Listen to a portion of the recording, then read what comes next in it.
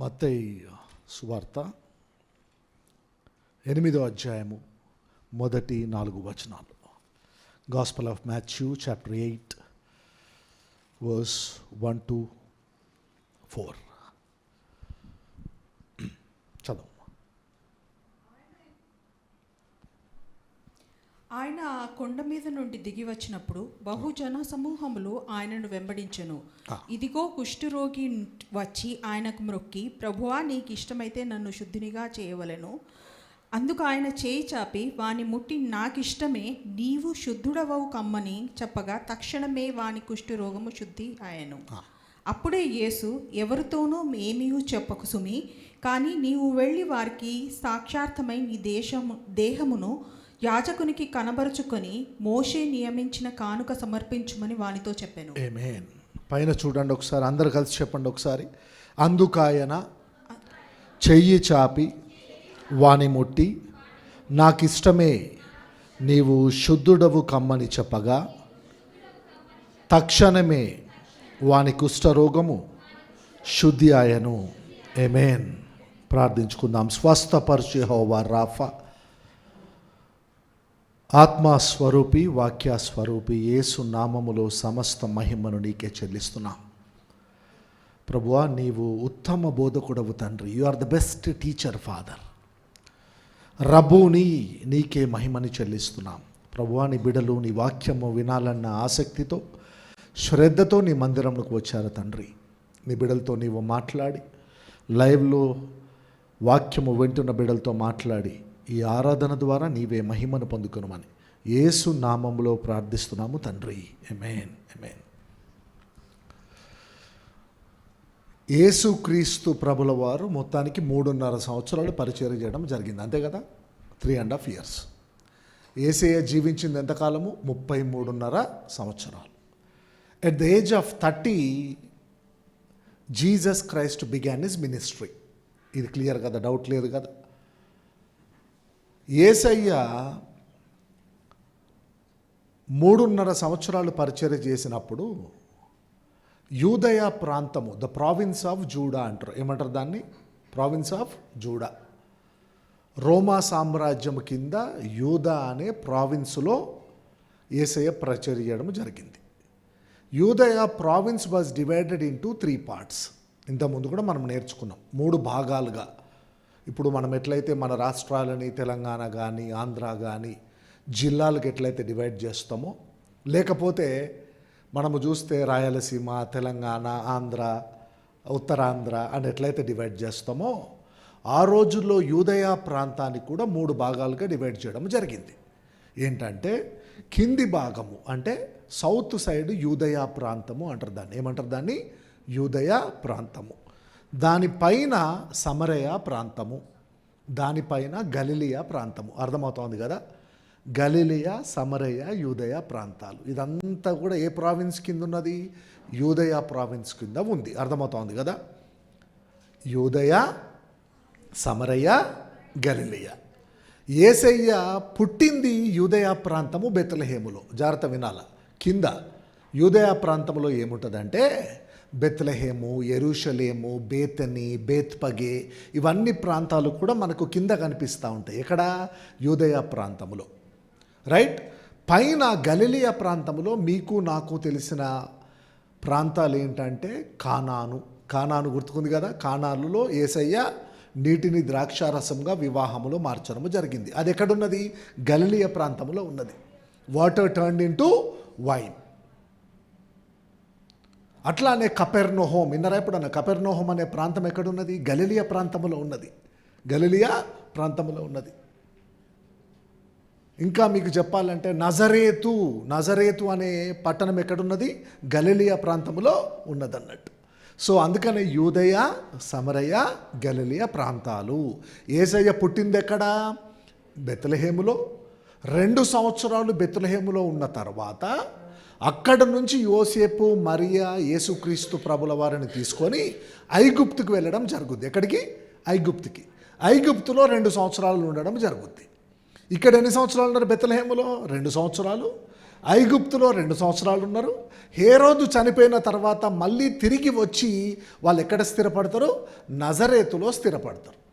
అంటే పరిచర్య చేయడానికన్నా ముందు 30 సంవత్సరాల్లో 2 సంవత్సరాలు ఎక్కడ?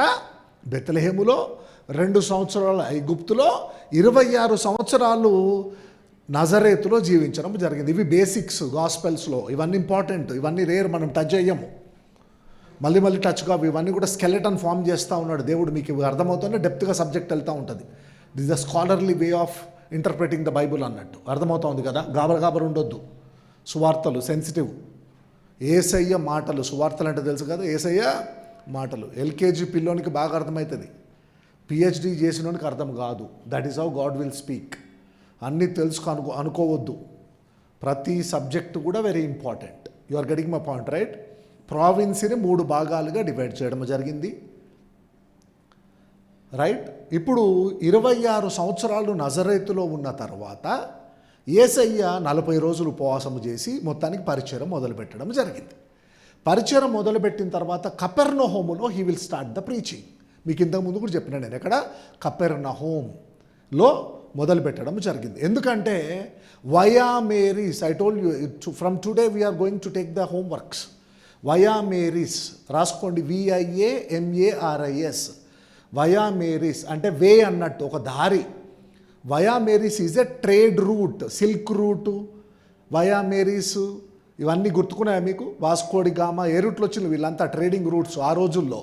ఆ రోజుల్లో one of the famous trade route ఏంటిదంటే వయా మేరీస్ అన్నట్టు. Via Maris is a trade route which will connect Europe, Egypt and Africa. Europe, Egypt, Africa, Asia అన్నిటికి కూడా ట్రేడ్ రూట్కి అంటే బిజినెస్కి ఒక సెంటర్ ఏంటిదంటే వయా మేరీస్ అనే రోడ్డు. ఆ దారి గుండానే వీళ్ళు ఆ రోజుల్లో బిజినెస్ చేసేటోళ్ళు అన్నట్టు డిఫరెంట్ కంట్రీస్కి. దానికి ఒక ప్లేస్ ఉంటుంది కదా, హెడ్ క్వార్టర్. వీళ్ళందరూ ఆగడానికి, వచ్చేట బిజినెస్ మెన్ స్టే చేయడానికి. ఆ స్టే చేసే ప్రాంతము కపెర్నహూమ్ అన్నట్టు. Capernaum is a trade centre. ఆ రోజుల్లో it is a centre, headquarters for via Maris. అర్థమవుతుంది కదా, we're going to the history now.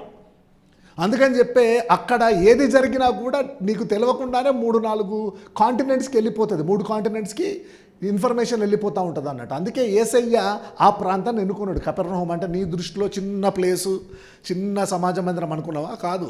It is a centre for business activities, it is a centre for the trade activities అన్నట్టు. ఏ place అది? Via Maris. యేసయ్యకి ఎంతమంది శిష్యులు? 12 మంది శిష్యులు. 12 మందిలో 11 మంది శిష్యులు గలిలియా ప్రాంతానికి చెందిన వాళ్ళు. Out of 12 disciples, 11 disciples were from the region of Galilee and only 1 disciple was from యూదయా. ఆ వ్యక్తి ఎవరంటే యూదా ఇస్కరియోతు. 12 మంది శిష్యుల్లో 11 మంది శిష్యులు గలిలియా ప్రాంతానికి చెందిన వాళ్ళు, ఒక శిష్యుడు మాత్రమే ఎక్కడికి చెందినవాడు? యూదయా ప్రాంతానికి చెందినవాడు. ఎవరు? యూదా ఇస్కరియోతు. కిరియోత్ అంటే యెరూషలేముకి దగ్గరకు ఒక గ్రామము. ఆ గ్రామం నుంచి వచ్చినోడు కాబట్టి యూదా ఇస్కరియోత్ అయిందన్నట్టు ఆయన పేరు, right? You are getting my point, right? అట్లా 12 మంది శిష్యులు. అయితే 3.5 సంవత్సరాలు మినిస్ట్రీ. ఎన్ని సంవత్సరాలు మినిస్ట్రీ ఎన్ని సంవత్సరాలు వేసేది? 3.5 సంవత్సరాలు, 3.5 years. దాంట్లో 2.5 సంవత్సరాలు దేవుని పరిచర్య, యేసయ్య పరిచర్య గలిలియా ప్రాంతంలోనే చేయడం జరిగింది. అవుట్ ఆఫ్ 2.5 years మినిస్ట్రీ యేసయ్య ఎక్కడ చేయడం జరిగింది? గలిలియా ప్రాంతంలో చేసి క్రూసిఫిక్షన్కి, సిలువ వేయబడ్డానికి 1 year ముందు ఆయన యెరూషలేముకి వెళ్తాడు, యూదయా ప్రాంతానికి. మీకు అర్థమవుతుంది కదా సబ్జెక్టు అదన్నట్టు. సో ఇక్కడ చూడండి, యేసయ్య పరిచర్య చేసిన 3.5 సంవత్సరాల్లో 37 మిరకిల్స్ చేయడము జరిగింది. ఎన్ని మిరకిల్స్? 37 అద్భుతాలు చేయడము జరిగింది. అది స్వస్థతలు అనుకో, చనిపోయిన వారిని లేపడం అనుకో, దయ్యాలు వెళ్ళగొట్టడం అనుకో, నీటిని ద్రాక్షారసంగా మార్చడం అనుకో, గుడ్డివాని కళ్ళు తెప్పించడం అనుకో, పక్షవాయువులో లేచి నడవడం అనుకో, whatever might be the miracle. Total Jesus miracles performed by Jesus Christ of Nazareth ఎన్నంటే 37 మిరకిల్స్. ఎన్ని? 37.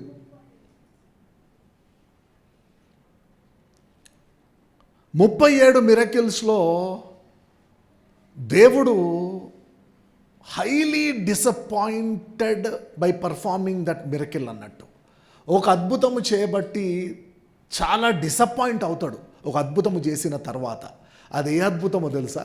ఈరోజు చదవబడిన పాఠ్యభాగము కుష్ఠరోగుని స్వస్థపరిచిన తర్వాత, కుష్ఠరోగుని శుద్ధి చేసిన తర్వాత. ఒకటే ఒక రోగం, అన్ని రోగాలకి స్వస్థత అంటారు కానీ కుష్ఠరోగానికి మాత్రం శుద్ధి చేయడం అంటారు. అర్థమవుతుంది కదా? The only one disease. జాగ్రత్త రాసుకోవాలా. టోటల్ బైబుల్లో 289 డిసీజెస్ రికార్డ్ అయ్యి ఉన్నాయి. ఎన్ని? 289 types of diseases were recorded in the holy Bible. మీకు అర్థమవుతోంది కదా? పాపాలు, సిన్స్ ఉన్నాయి. ఆ పాపాలు 370 రకాల పాపాలు ఉన్నాయి టోటల్. ఆది కాండం నుంచి ప్రకటన గ్రంథం వరకు మనము చూస్తే మనకు కనిపించే రోగాలు ఏంటంటే డిసీజెస్ 289. పాపాలు ఎన్ని? 370 పాపాలు అన్నట్టు. అయితే ఒక్క రోగానికి మాత్రమే స్వస్థత అన్నారు. ఏమంటారు తెలుసా? శుద్ధి చేయడం అంటారు అన్నట్టు. Only one disease was not for healing, cleansing అంటారు దాన్ని. ఏమంటారు బైబిల్లో? క్లెన్సింగ్ అంటారు, శుద్ధి చేయుట. అందుకే సహోదరుడు ఏమంటా ఉన్నాడు ఇప్పుడు? ప్రభువా నీ చిత్తమైతే నన్ను శుద్ధునిగా చేయంటా ఉన్నాడా, స్వస్థపరచంటా ఉన్నాడా? శుద్ధునిగా చేయంటా ఉన్నాడు. మీకు అర్థమవుతుంది కదా subject? You're getting my point, right? Very very important. AIDS రోగము విన్నారా ఎప్పుడన్నా? ఎయిడ్స్ రోగం గురించి. ఎయిడ్స్ రోగం వచ్చింది అనుకోండి, it will effect the immune system. లోపల ఇమ్యూన్ సిస్టంలో వాడు చెప్పే వరకు, రిపోర్ట్స్ వచ్చే వరకు తెలియదు వానికి ఆ రోగం ఉన్నట్టు, పాపము కదా. అదే లెప్రసీ అనుకోండి, మోస్ట్ డ్రెడ్ఫుల్ డిసీజ్. బయటికి కనిపిస్తూ ఉంటుంది. నీ చేతులన్నీ కొరుక్కుపోతూ ఉంటాయి, నీ కాళ్ళు కొరుక్కుపోతూ ఉంటాయి, బాడీ అంతా తెల్ల మచ్చలు అవుతూ ఉంటుంది. మీకు అర్థమవుతుంది కదా? లెవిటికస్, లేవియా కాండము 13వ అధ్యాయము, 14వ అధ్యాయము, నంబర్స్ 5వ అధ్యాయము, ఈ 3 అధ్యాయాలు డెడికేటెడ్గా ధర్మశాస్త్రంలో కుష్ఠరోగం గురించే రాస్తాడు. అర్థమవుతుంది కదా మీకు? ఎన్ని చాప్టర్స్ ఉన్నాయి డెడికేటెడ్గా? 3 chapters. Leviticus chapter 13, Leviticus chapter 14, అట్లానే నంబర్స్ చాప్టర్ 5, లేవియా కాండము 13, 14, సంఖ్యాకాండం 5వ అధ్యాయం అంతా కూడా లెప్రసీ గురించే మాట్లాడుతూ ఉంటాడు. లెప్రసీ వస్తే ఏం చేయాలో తెలుసా? లేవియా కాండం ఎవరు రాసింది? మోషే రాసినప్పుడు వీళ్ళందరూ కూడా ఎక్కడున్నారో తెలుసా? లేవియా కాండం రాసినప్పుడు వీళ్ళంతా సీనాయి పర్వతం చుట్టుపక్కల ఉన్నారు అన్నట్టు. ఎంతమంది ఉన్నారు? 35 లక్షల మంది, 35 lakh పీపుల్, 3.5 million పీపుల్ మోషే అరణ్యములో నడిపించడం జరిగింది. ఎక్కడికి? కానానికి. అయితే ఒక్కరికి లెప్రసీ వచ్చిందనుకో, లెప్రసీ ఈజ్ ఇన్ఫెక్షస్ డిసీజ్, ఒకరి నుంచి ఒకరికి అంటుకుంటూ ఉంటుంది. It is a dreadful disease. అందుకని చెప్పి ఎవరికైనా కుష్ఠరోగం ఉంటే వాడు ఏం చేయాలంటే యాజకునికి కనబరుచుకోవాలా. మామూలుగా మెడికల్ సర్టిఫికేట్ ఎవరు ఇస్తారు? డాక్టర్ ఇస్తాడు. కానీ కుష్ఠరోగానికి మాత్రం సర్టిఫికేట్ ఎవరు ఇవ్వాలో తెలుసా? యాజకుడు ఇవ్వాలా. యాజకుడు చూసి పొడి పొడిగా తెల్లగా వాపు వస్తే అదొక సిమ్టమ్. లెప్రసీకి తెల్లగా మారిపోయింది అనుకో స్కిన్ అంతా, అదొక సిమ్టమ్. ఈ స్కిన్ లేచిపోసా ఉందనుకో, అదొక సిమ్టమ్. అయితే యాజకునికి కనబరుచుకుంటే యాజకుడు 7 రోజులు అబ్జర్వేషన్లో పెడతాడు ఆ వ్యక్తిని. ఎన్ని రోజులు? 7 days. 7 days అబ్జర్వేషన్లో పెట్టిన తర్వాత నిజంగా ఇది కుష్ఠా కాదా అని కన్ఫర్మ్ చేసిన తర్వాత, ఒకవేళ కుష్ఠరోగం అనుకో, వాళ్ళని ఏం చేయాలంటే పబ్లిక్ నుంచి దూరంగా వాళ్ళని పెట్టాలా. ఎందుకంటే ఒకరి నుంచి ఒకరికి అంటుకుంటుంది కాబట్టి. అర్థమవుతుంది కదా మీకు? ఇదంతా ఎక్కడ రాస్తుందంటే లేవియా కాండం 13, 14, సంఖ్యాకాండం 5వ అధ్యాయంలో రాసున్నది అన్నట్టు. అంటే సొసైటీ నుంచి వాళ్ళు ఏమైపోవాలా? ఎక్స్పెల్ చేయాలి వాళ్ళని. ఎవరు కూడా మనిషి దగ్గరికి రావద్దు. They should maintain some distance అన్నట్టు విత్ లెపర్స్. అయితే వాళ్ళ చేతికో కర్ర ఇచ్చేటోళ్ళు. అప్పట్లో చేతికో కర్ర ఇచ్చి దానికో గజ్జలు కట్టేటోళ్ళు. గజ్జలు కట్టి గోడ అవతల, సిటీకి గోడ అవతల వాళ్ళని పెడితే వాళ్ళు ఆకలైనప్పుడల్లా కర్ర నూపెట్టోళ్ళు అన్నట్టు. ఆ గజ్జల సౌండ్ వస్తే ఓహో వీళ్ళకి ఆకలి అవుతా ఉందేమని చెప్పి గోడ ఇవతల నుంచి వాడు రొట్టెలు అవి వేస్తే తిని బతకాలన్నట్టు. ఇది కుష్ఠరోగుల పరిస్థితి. అర్థమవుతుంది కదా మీకు? అంటే సొసైటీ నుంచి వాళ్ళందరూ ఏమైపోవడం జరిగింది? ఎక్స్పెల్ చేయడం జరిగింది. వాళ్ళని సొసైటీ నుంచి దూరంగా వాళ్ళని పంపించడం జరిగింది. వాళ్ళందరితో కలిసి ఉండరు. వాళ్ళ ఫ్యామిలీ అబండన్ అయిపోతుంది. ఫ్యామిలీ లైఫ్ ఉండదు, పర్సనల్ లైఫ్ ఉండదు. వీడు ఏ పాపం చేసిండో కాబట్టి వీనికి ఈ రోగము వచ్చింది అనుకుంటా ఉంటారు అన్నట్టు. మీకు తెలుసా, I will give you A shocking news for you all. ఈరోజు కూడా హయ్యెస్ట్ నంబర్ ఆఫ్ లెపర్స్ ఎక్కడో తెలుసా? ఇండియా. ఓవరాల్ వరల్డ్లో 50 to 60% కుష్ఠరోగులు ఇండియాలో ఉన్నారు. 10% బ్రెజిల్, 10% ఇండోనేషియా. ఈ 3 కంట్రీలు కలిపి 80% ఆఫ్ ద లెప్రసీ రేటు ఈ 3 కంట్రీస్లోనే ఉన్నది. భారతదేశంలో 60% ఆఫ్ లెపర్స్ ఉన్నారు. వాళ్ళకు ఉన్నది ఒకటే ఒక సోర్స్, ఇక వాళ్ళు బతకాలంటే సొసైటీకి దూరంగా ఉండాలి, అడుక్క తినాలన్నట్టు. మీకు అర్థమవుతుంది కదా? Only by begging they can live. మీకు అర్థమవుతుందా? అందుకని చెప్పే మీకు నేను I was reading in deep అన్నట్టు ఏం జరుగుతూ ఉన్నదని చెప్పి. నేషనల్ లెప్రసీ ఇరాడికేషన్ ప్రోగ్రామ్ అని NLEP అని ఒక ప్రోగ్రామ్ ఉంది, సెంట్రల్ గవర్నమెంట్ లాంచ్ చేసింది. ఈ లెప్రసీని ఐడెంటిఫై చేసి వాళ్ళకి ట్రీట్మెంట్ ఇవ్వడమే ఆ ప్రోగ్రామ్ పని. NLEP, national leprosy eradication programme అని ఇండియాలో ఒక ప్రోగ్రామ్ ఉన్నది. అటువంటి కుష్ఠరోగి యేసయ్య దగ్గరకు వచ్చి ఏమడుగుతూ ఉన్నాడు? చదవండి, చాప్టర్ 8. ఆయనకు మొక్కి, ఇదిగో కుష్ఠరోగి వచ్చి ఆయనకు మొక్కి, చాప్టర్ 8 verse 2, ప్రభువా నీకు ఇష్టమైతే నన్ను శుద్ధినిగా చేయగలవనను. అందుకు ఆయన చెయ్యి చాపి వాని ముట్టి, అంటరాయించండి ఆ పాయింట్, వాని ముట్టి. అంటే దూరం నుంచే ఎవరైనా కుష్ఠరోగుండి నీకు తెలియక వాళ్ళ దగ్గర పోతా ఉంటే ఏమన్నా తెలుసా? వాళ్ళు ఐఎమ్ అన్క్లీన్ అని దూరంగా పరుగుతూ ఉండాలి. That is law. నువ్వు చెప్పకుండా వాడిని పుట్టుకున్నాడు అనుకోండి, నీదే తప్పు. కాబట్టి ఏం చేయాలంటే వాళ్ళు నా దగ్గరికి రాకు, నేను శుద్ధుణ్ణి కాదు, నేను కుష్ఠరోగినని దూరం నుంచే చెప్తా ఉంటారు అన్నట్టు, ఎవరైనా తెలియక దగ్గరికి పోయినా కూడా. కానీ యేసయ్య ఎప్పుడైతే కుష్ఠరోగం అడగడం జరిగిందో, ఆయన వాణిని ముట్టి నాకిష్టమే నీవు శుద్ధుడవు కమ్మని చెప్పగా తక్షణమే వాని కుష్ఠరోగము శుద్ధి ఆయను. హల్లెలూయా, ప్రైజ్ గాడ్. యేసయ్య ఏమంటా ఉన్నాడు మళ్ళీ ఇక్కడ చూడండి, నీవు వెళ్ళి చదవమ్మా కిందికి, ఎవరితోనూ అక్కడి నుంచి చదవమ్మా.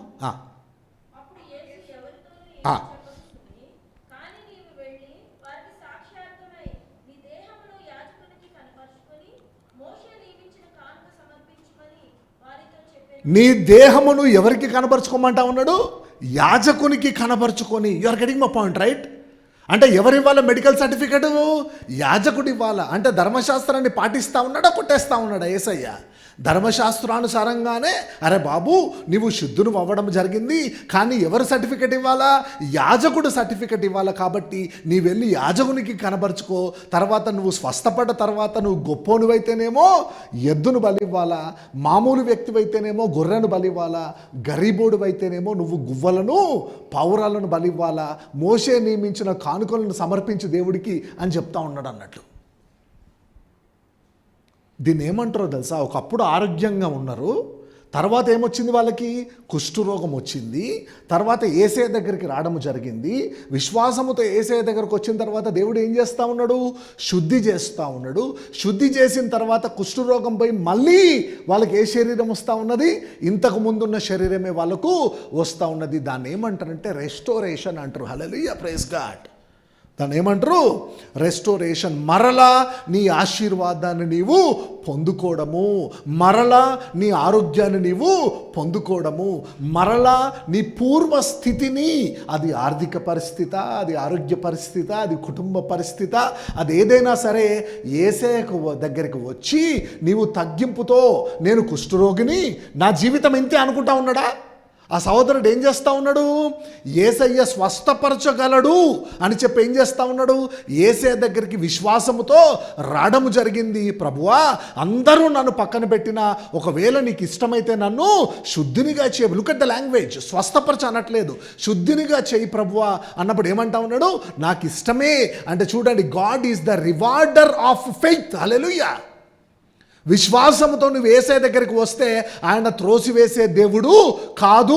నువ్వు ఏ పాపం చేసినావో అందుకే నీకు కుష్ఠరోగం వచ్చింది, నువ్వు ఏ పాపం చేసినావు అందుకే నీకు జాబ్ లేదు, నువ్వు ఏ పాపం చేసినావు అందుకే నీ ఫైనాన్సెస్ బాగలేవు, నువ్వు ఏ పాపం చేసినావు అందుకే నీకు ఏదో ఒక ప్రాబ్లం ఉందని చెప్పి మన దేవుడు జడ్జి చేసే దేవుడు కాదు. ఎవరైతే విశ్వాసముతో ఆయన దగ్గరికి వస్తారో ఆయన శుద్ధినిగా చేసి నీ పూర్వస్థితిని, hallelujah, he will restore your olden days, previous life అన్నట్టు. అలాగే ఒకప్పుడు ఫ్యామిలీ బాగుండేది, నీ పెళ్ళైన కొత్తలోనో లేకపోతే నీ పిల్లలు పుట్టిన కొత్తలోనో you are leading a very happy and peaceful life.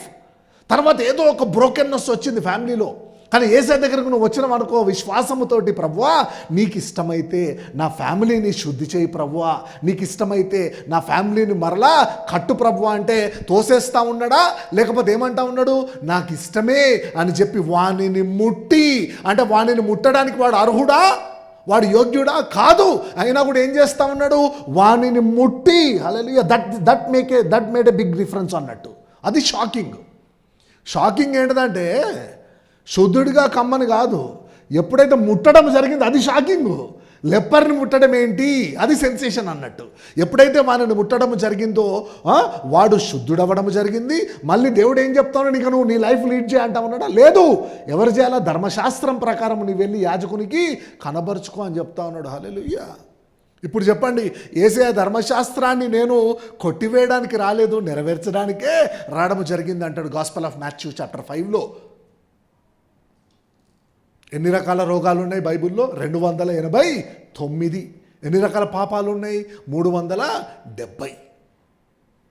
First time తెలుసా మీకు ఎక్కడ రికార్డ్ అయిందో ఇది? మీకు ఎక్కడ రికార్డ్ అయిందో చూపెడతాను. ఒకసారి నిర్గమాకాండము 4వ అధ్యాయానికి రండి. కొంచెం ప్రశాంతంగా నేర్చుకున్నాం ఈ సబ్జెక్టు.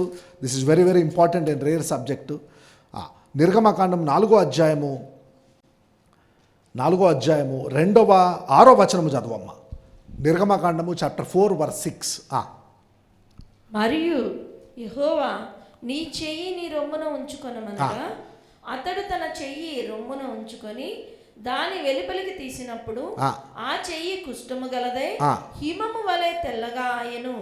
తరువాత ఆయన నీ చెయ్యి మరలా నీ రొమ్మున ఉంచుకొనమనగా అతడు తన చెయ్యి మరలా తన రొమ్మున ఉంచుకొని తన రొమ్ము నుండి వెలుపలికి తీసినప్పుడు అది అతని మిగిలిన శరీరం వలె ఆయను.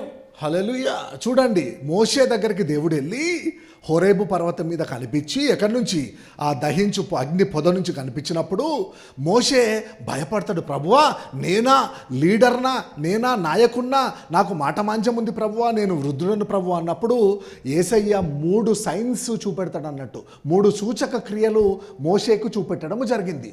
దాంట్లో రెండవ సైన్ ఏంటిదంటే, మోషే నీ చెయ్యి ఉంది కదా, చెయ్యి హెల్దీ హ్యాండ్ అన్నట్టు. ఇదేంటిది, ఆరోగ్యంగా ఉంది చెయ్యి.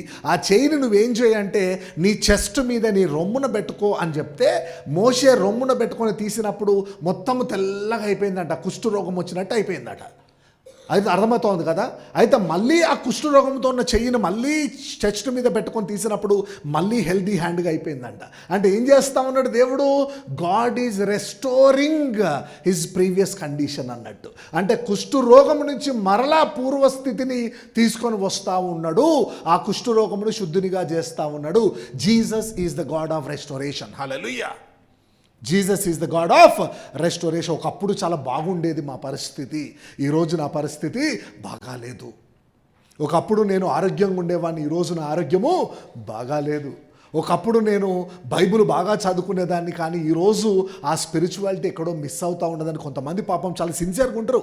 పరిస్థితుల వలన, ఫ్యామిలీ కండిషన్స్ వలన సమ్టైమ్స్ వాళ్ళకు కుదరదు.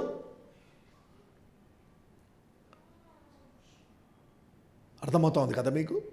మొట్టమొదటిసారి కుష్ఠరోగము గురించి ఎక్కడ మాట్లాడడం జరిగింది, మోషేతో మాట్లాడడం జరిగింది. అట్లా లెప్రసీ గురించి మళ్ళీ రిపీట్ చేయను, ఈ టాపిక్ చాలా జాగ్రత్త వినాలా. 10 ఇన్సిడెంట్స్ ఉన్నాయి బైబుల్. ఎన్ని ఇన్సిడెంట్స్ ఉన్నాయి? 10 incidents were there in the Bible regarding leprosy. Old టెస్టిమెంట్లో 6 ఇన్సిడెంట్స్ ఉన్నాయి, న్యూ టెస్టిమెంట్లో 4 ఇన్సిడెంట్స్ ఉన్నాయి. అర్థమవుతోంది కదా. Total 10 incidents are there related to leprosy. అర్థమవుతోంది కదా. ఓల్డ్ టెస్టిమెంట్లో ఎన్ని? 6, న్యూ టెస్టిమెంట్లో ఎన్ని? 4. కానీ 37 అద్భుతాల్లో యేసయ్య డిసప్పాయింట్ అయిన మిరకిల్ కూడా ఏది? ఇదే మిరకిల్. అదేంటో చూద్దాం మనం. లూకా సువార్త, ఈరోజు చదివిన పాఠ్యభాగము లూకా సువార్త 17వ అధ్యాయము 11 నుంచి మనము చూస్తే మీకు అందరికీ బాగా తెలిసిన సబ్జెక్ట్. ఎందుకు యేసయ్య ఇంత బాధపడ్డాడంటే, సొసైటీ నుంచి వీళ్ళందరెవరు వెలివేయబడ్డ వాళ్ళు, దానికి రోగముకు మందు లేదు, వాడు రిజెక్టెడ్, వాడు ఎక్స్పెల్డ్. సొసైటీ వాడిని దూరం పెట్టిన వాళ్ళని దేవుడు పిలిచి స్వస్థపరచడం జరిగింది. చదవమ్మా 17వ అధ్యాయము. ఆయన యెరూషలేమునకు ప్రయాణమైపోవచ్చు ఆ, సమరయ గలిలయ మధ్య నేనేం చెప్తా ఉన్నా మీకు, మొదటి 2.5 సంవత్సరాలు ఎక్కడ జరిగింది పరిచర్య? గలిలియా సమరియా ప్రాంతాల్లో జరిగింది.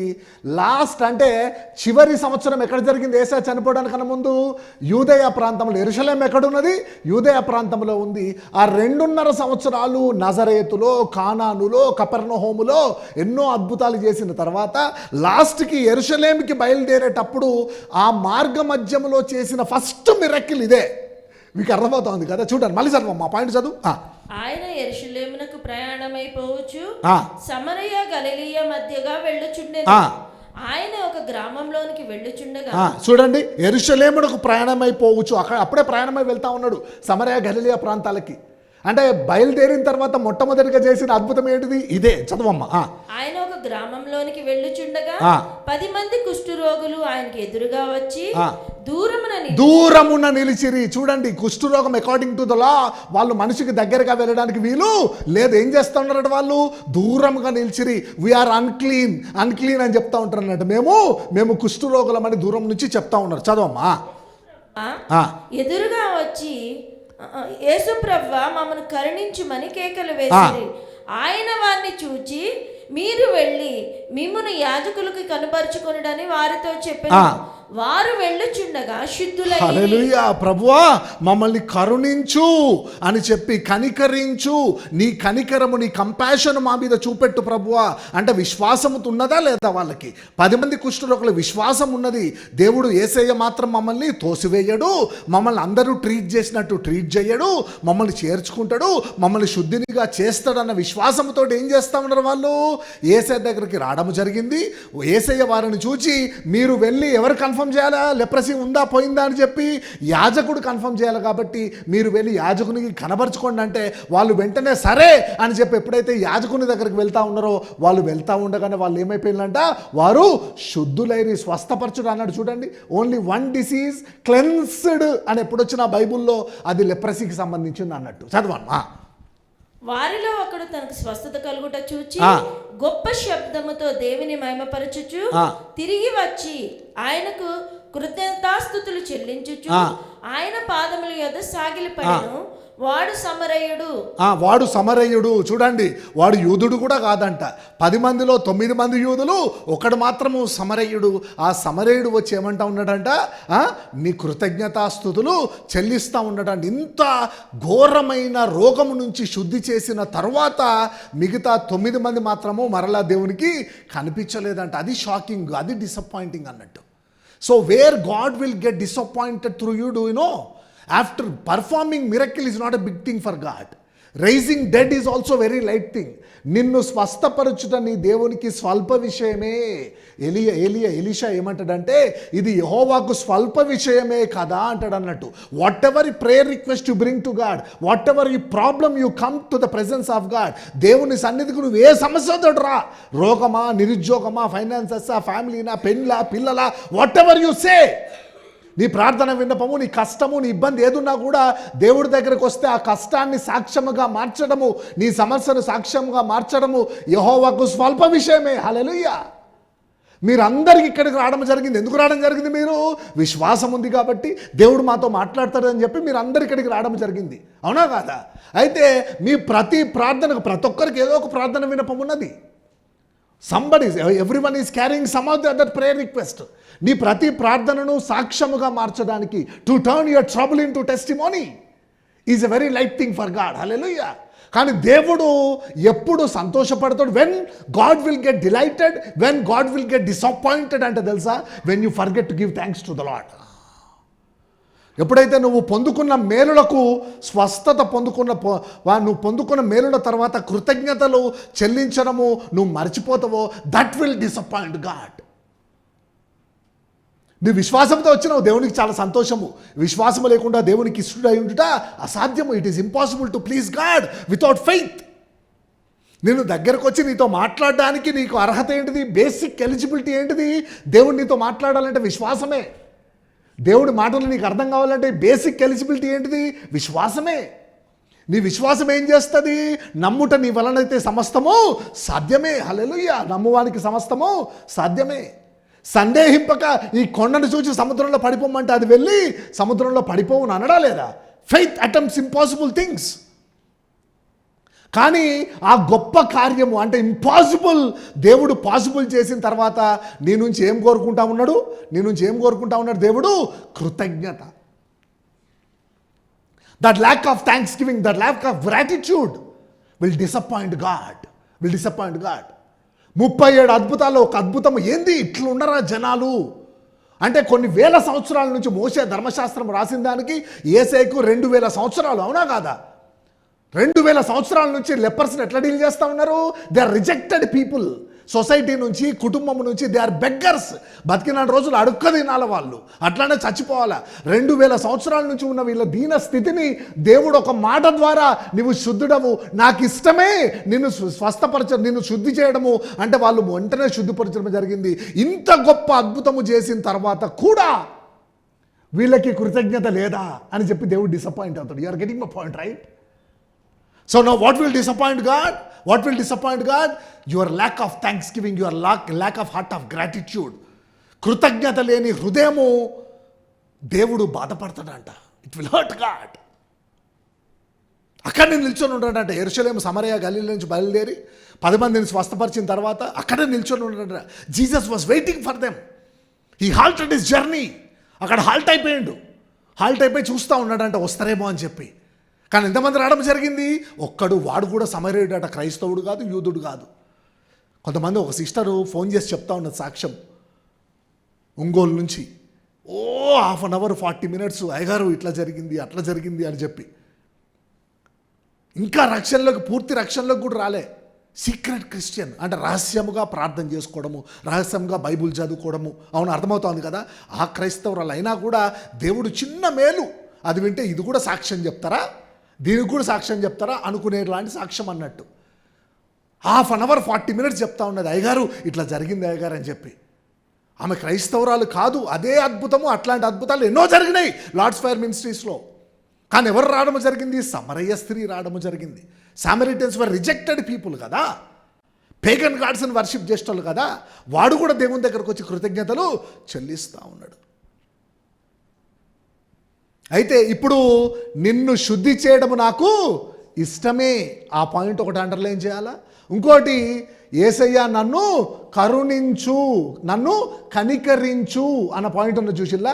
ఈ 2 వచనాలు అండర్లైన్ చేయండి. అండర్లైన్. చాప్టర్ 8లో నీకిష్టమైతే నన్ను శుద్ధినిగా చేయి అంటే యేసయ్య ఏమంటా ఉన్నాడు? నాకు ఇష్టమే. అది అండర్లైన్ చేయండి, నాకు ఇష్టమే. ఇంకొకటి, ప్రభువా నన్ను కనికరించు అన్నడా? 10 మంది వచ్చి ఏమన్నారు? నన్ను కనికరించు అన్నారా? అది ఆ కనికరించు అన్నది అండర్లైన్ చేయండి. అంటే లెప్రసీ, నేనేం చెప్తా ఉన్నా మీకు ఇప్పుడు, till today India highest number of కుష్ఠరోగులు, లెపర్స్ 50 to 60% ఎక్కడున్నారు? ఇండియాలో ఉన్న 70,000 నుంచి 80,000 మంది. అయితే ఇప్పుడు ఈ పాయింట్ ఒకరు చూడడం జరిగింది. ఒక మిషనరీ, నాకు చాలా ఇష్టము. నేను థియాలజీ చేసేటప్పుడు I wrote an article about her. రాసుకోండి, this is homework for you all. Doctor Isabel Kerr. రాసుకోండి, doctor ISABELKERR, Isabel Kerr. Doctor Isabel Kerr, ISABEL space Kerr, KERR. ఏం పేరు? డాక్టర్ ఇజబెల్ కేర్ అనే స్త్రీ, అనే డాక్టర్ అమ్మ. She was born in Ireland. ఎక్కడ పుట్టింది? She is Irish lady. ఐర్లాండ్లో పుట్టింది. ఎప్పుడో తెలుసా? 1875లో. ఎప్పుడు? 1875లో. అయితే దేవుని నమ్ముకొని దేవుని పరిచయం చేయాలా, దేవునికి ఏదైనా చేయాలా సేవ అని ఆలోచిస్తున్నప్పుడు she came to know about the leprosy rate in India. ఇండియాలో కుష్ఠరోగం గురించి తెలుసుకొని అప్పుడు 1900 బిగినింగ్లో 1901, 1902లో ఆమె డాక్టర్ అయిన తర్వాత నేను దేవుని సేవ చేయాలన్నప్పుడు దేవుడు ఆమెకు బయలుపరిచిన దేశము భారతదేశము. అందులో బయలుపరిచింది హైదరాబాద్ స్టేట్. అప్పటికి స్టేట్ ఆఫ్ హైదరాబాద్ అనేటోళ్ళం మనం, అవునా కదా?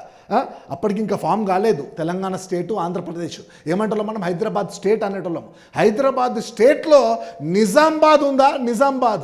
నిజామాబాద్కు దగ్గర డిచ్పల్లి అని ఉన్నది ఒకటి. ఏ ఊరు? డిచ్పల్లిలో she started an ministry. Victoria leprosy hospital అని పెట్టింది ఆమె. ఏం పేరు ఆ మిషనరీ పేరు? ఆ డాక్టర్ అమ్మ పేరు డాక్టర్ ఇజబెల్ కేర్. ఆమెను ఇన్స్పైర్ చేసింది ఏ వాక్యమో తెలుసా? నిన్ను శుద్ధినిగా చేయటం నాకు ఇష్టమే అన్న వర్డ్ తోటి యేసయ్యకి శుద్ధినిగా ఎవరిని శుద్ధి చేయడం జరిగింది? సమరయుడు కూడా స్వస్థపడ్డాడు కదా. భారతదేశంలో ఇంతమంది కుష్ఠరోగులు ఉన్నారు కదా, దేవుడికి ఇష్టమే వాళ్ళని స్వస్థపరచడము. ప్రభువా వారిని కనుకరించని చెప్పి ఈ వాక్యాలు పట్టుకుని ఇండియాకి వచ్చేసింది. హల్లెలూయా! ఎంత గొప్ప విషయం అండి. 60 ఎకరాల్లో ఇప్పటికీ విక్టోరియా లెప్రసీ హాస్పిటల్ ఉంటుంది. Now it has become a small dispensary. 60 ఎకరాల్లో గాడ్ హ్యాస్ యూజ్డ్ నిజాం. ఇక్కడ అప్పుడున్న నిజాంని యూజ్ చేసుకున్నాడు వాళ్ళకి సపోర్ట్ చేయడానికి. వాళ్ళకి ల్యాండ్ ఇచ్చింది రాజా నర్సాగౌడ్ అని చెప్పి ఒక ఆయన ల్యాండ్ ఇవ్వడం జరిగింది. 60 ఎకరాల్లో షీ హాస్ బిల్ట్. ఫస్ట్ గుడిసెలతో మొదలుపెట్టింది 1911లో.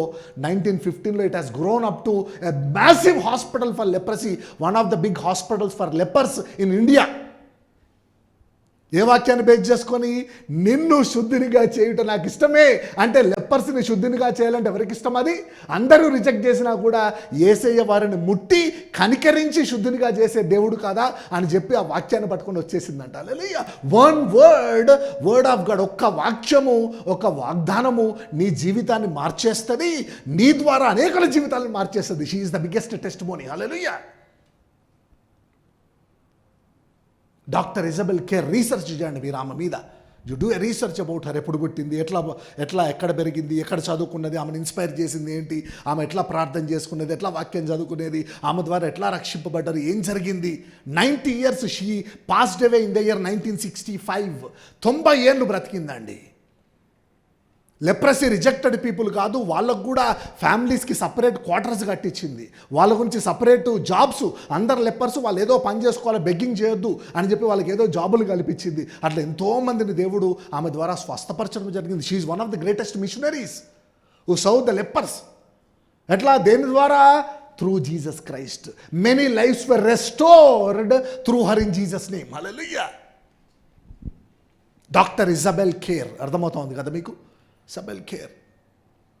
దీస్ ఆర్ ఆల్ ఇంపార్టెంట్, తెలుసుకోవాలి మీరు. 10 ఇన్సిడెంట్స్ ఉన్నాయి. మొట్టమొదటిది ఎక్కడ ఉన్నది? నిర్గమాకాండములో చాప్టర్ 4లో ఫస్ట్ టైం లెప్రసీ గురించి దేవుడు మోషేతో చెప్తా ఉన్నాడు. తర్వాత సంఖ్యాకాండము 12 అధ్యాయములో మిరియము మోషేకు ఎగెనెస్ట్ మోషేకు రెబెల్ అయినప్పుడు వ్యతిరేకంగా సొంత అక్క మాట్లాడినందుకు మిరియాముకి ఏమొచ్చింది? కుష్ఠరోగం వచ్చింది. మళ్ళీ మోషేనే ప్రార్థన చేస్తారు, మా అక్కను క్షమించు ప్రభువా, నన్ను అన్నది సరే కరెక్టే, తప్పే, కానీ ఆమెను క్షమించు ప్రభు అంటే మళ్ళీ మిరియాముని దేవుడు శుద్ధి చేస్తాడు. అట్లా ఉజ్జియా అనే రాజుకి కుష్ఠరోగం వస్తుంది. అర్థమవుతోంది కదా? ఇట్లా 10 సందర్భాలు ఉన్నాయన్నట్టు. ఆ 10 సందర్భాల్లో ఈరోజు ఒక సందర్భాన్ని మనం నేర్చుకొని ముగిద్దాం. అర్థమవుతోంది కదా? ఇప్పుడు మనం మెయిన్ సబ్జెక్ట్కి వచ్చినాం. రైట్? 2 Kings చాప్టర్ 5, 2వ రాజులు 5వ అధ్యాయము మనము ధ్యానిద్దాం. That is the background of today's subject. ఈరోజు ఏం జరిగింది, ఎట్లా జరిగింది అనేది మనం లోతుగా నేర్చుకుందాం. 2వ రాజులు 5వ అధ్యాయము అందరి ధ్యాన 2 Kings చాప్టర్ 5. అక్కడే మనము ఈరోజు ఉంటాము. ఇక్కడే today will close hour sermon. ఇక్కడే మనం ముగిస్తాము. కాబట్టి జాగ్రత్తగా మీరు చదవాలి. 5వ అధ్యాయం 1వ వచనం చదవమ్మా. సిరియా రాజు సైన్యాధిపతి అయిన నయమాను ఒకడుండెను. అతను చేత యెహోవాయే సిరియా దేశమునకు జయము కలుగ చేసి ఉండెను గనుక అతడు తన యజమానుని దృష్టికి గనుడై దయ పొందిన వాడాయను. అతడు మహాపరాక్రమశాలి అయి ఉండెను గాని అతడు కుష్ఠిరోగి. చాలా బాగా మీకు తెలిసిన సబ్జెక్టు ఇది. 5వ అధ్యాయంలో ఎప్పుడు చూసినా గొడవలే. ఎవరికి? సిరియాకు ఇస్రాయేల్కి ఇప్పటికీ గొడవే. సిరియా, లెబనాను, ఇరాను, ఇరాకు, ఈజిప్టు, పాలస్తీనా ఇవన్నీ కూడా కిరికిరే. మధ్యలో మాత్రం దేవుని దేశం ఉన్నది. అందుకే యెరూషలేమా నీ గురించి ప్రార్థించువారు వర్ధిల్లుదురు, ధన్యులు అంటాడు దేవుడు. ఈరోజు we are going to pray for Jerusalem. హల్లెలూయా!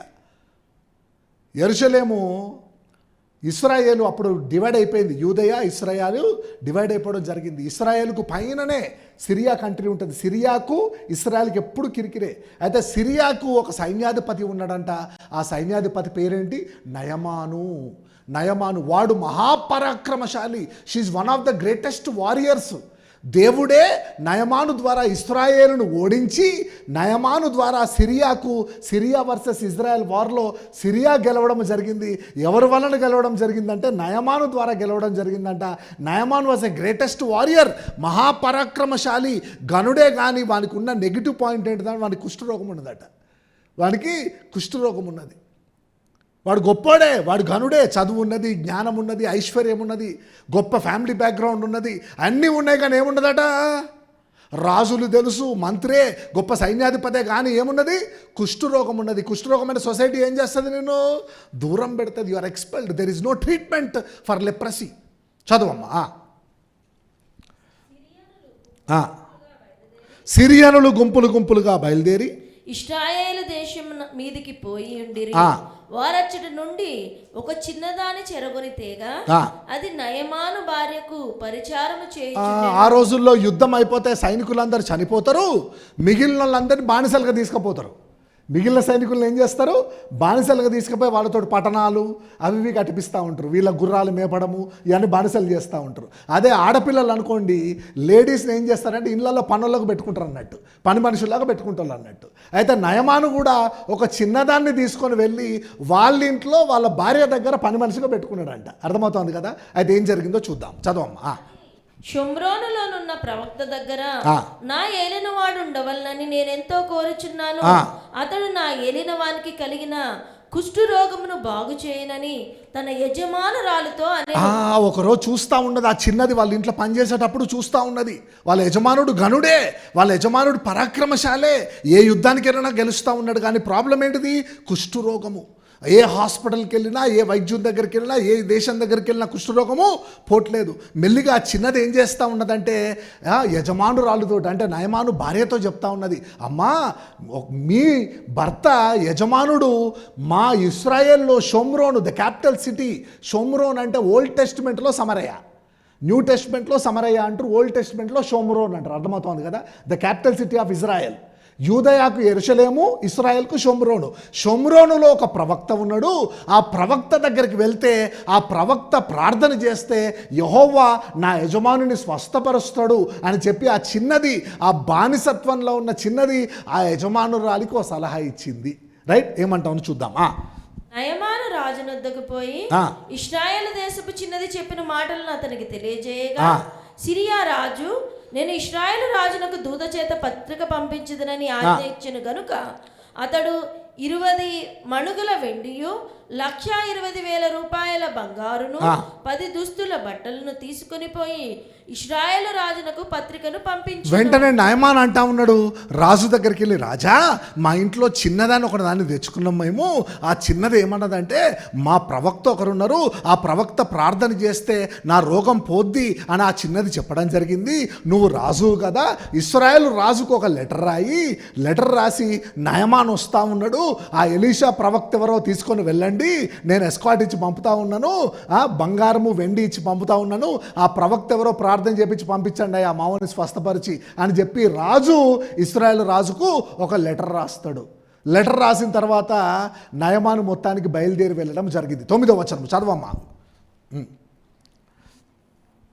5:9. ఇశ్రాయేలు రాజు తన వస్త్రం 5వ అధ్యాయం 9వ వచనం. నయమాను గుర్రములతోను రథముతోను వచ్చి ఎలీషా ఇంటి ద్వారం ముందర నిలిచి అండర్లైన్ చేయండి ఆ పాయింట్. మొత్తానికి నయమాను బయలుదేరి ఇశ్రాయేల్కు షోమ్రోనుకు రావడము జరిగింది.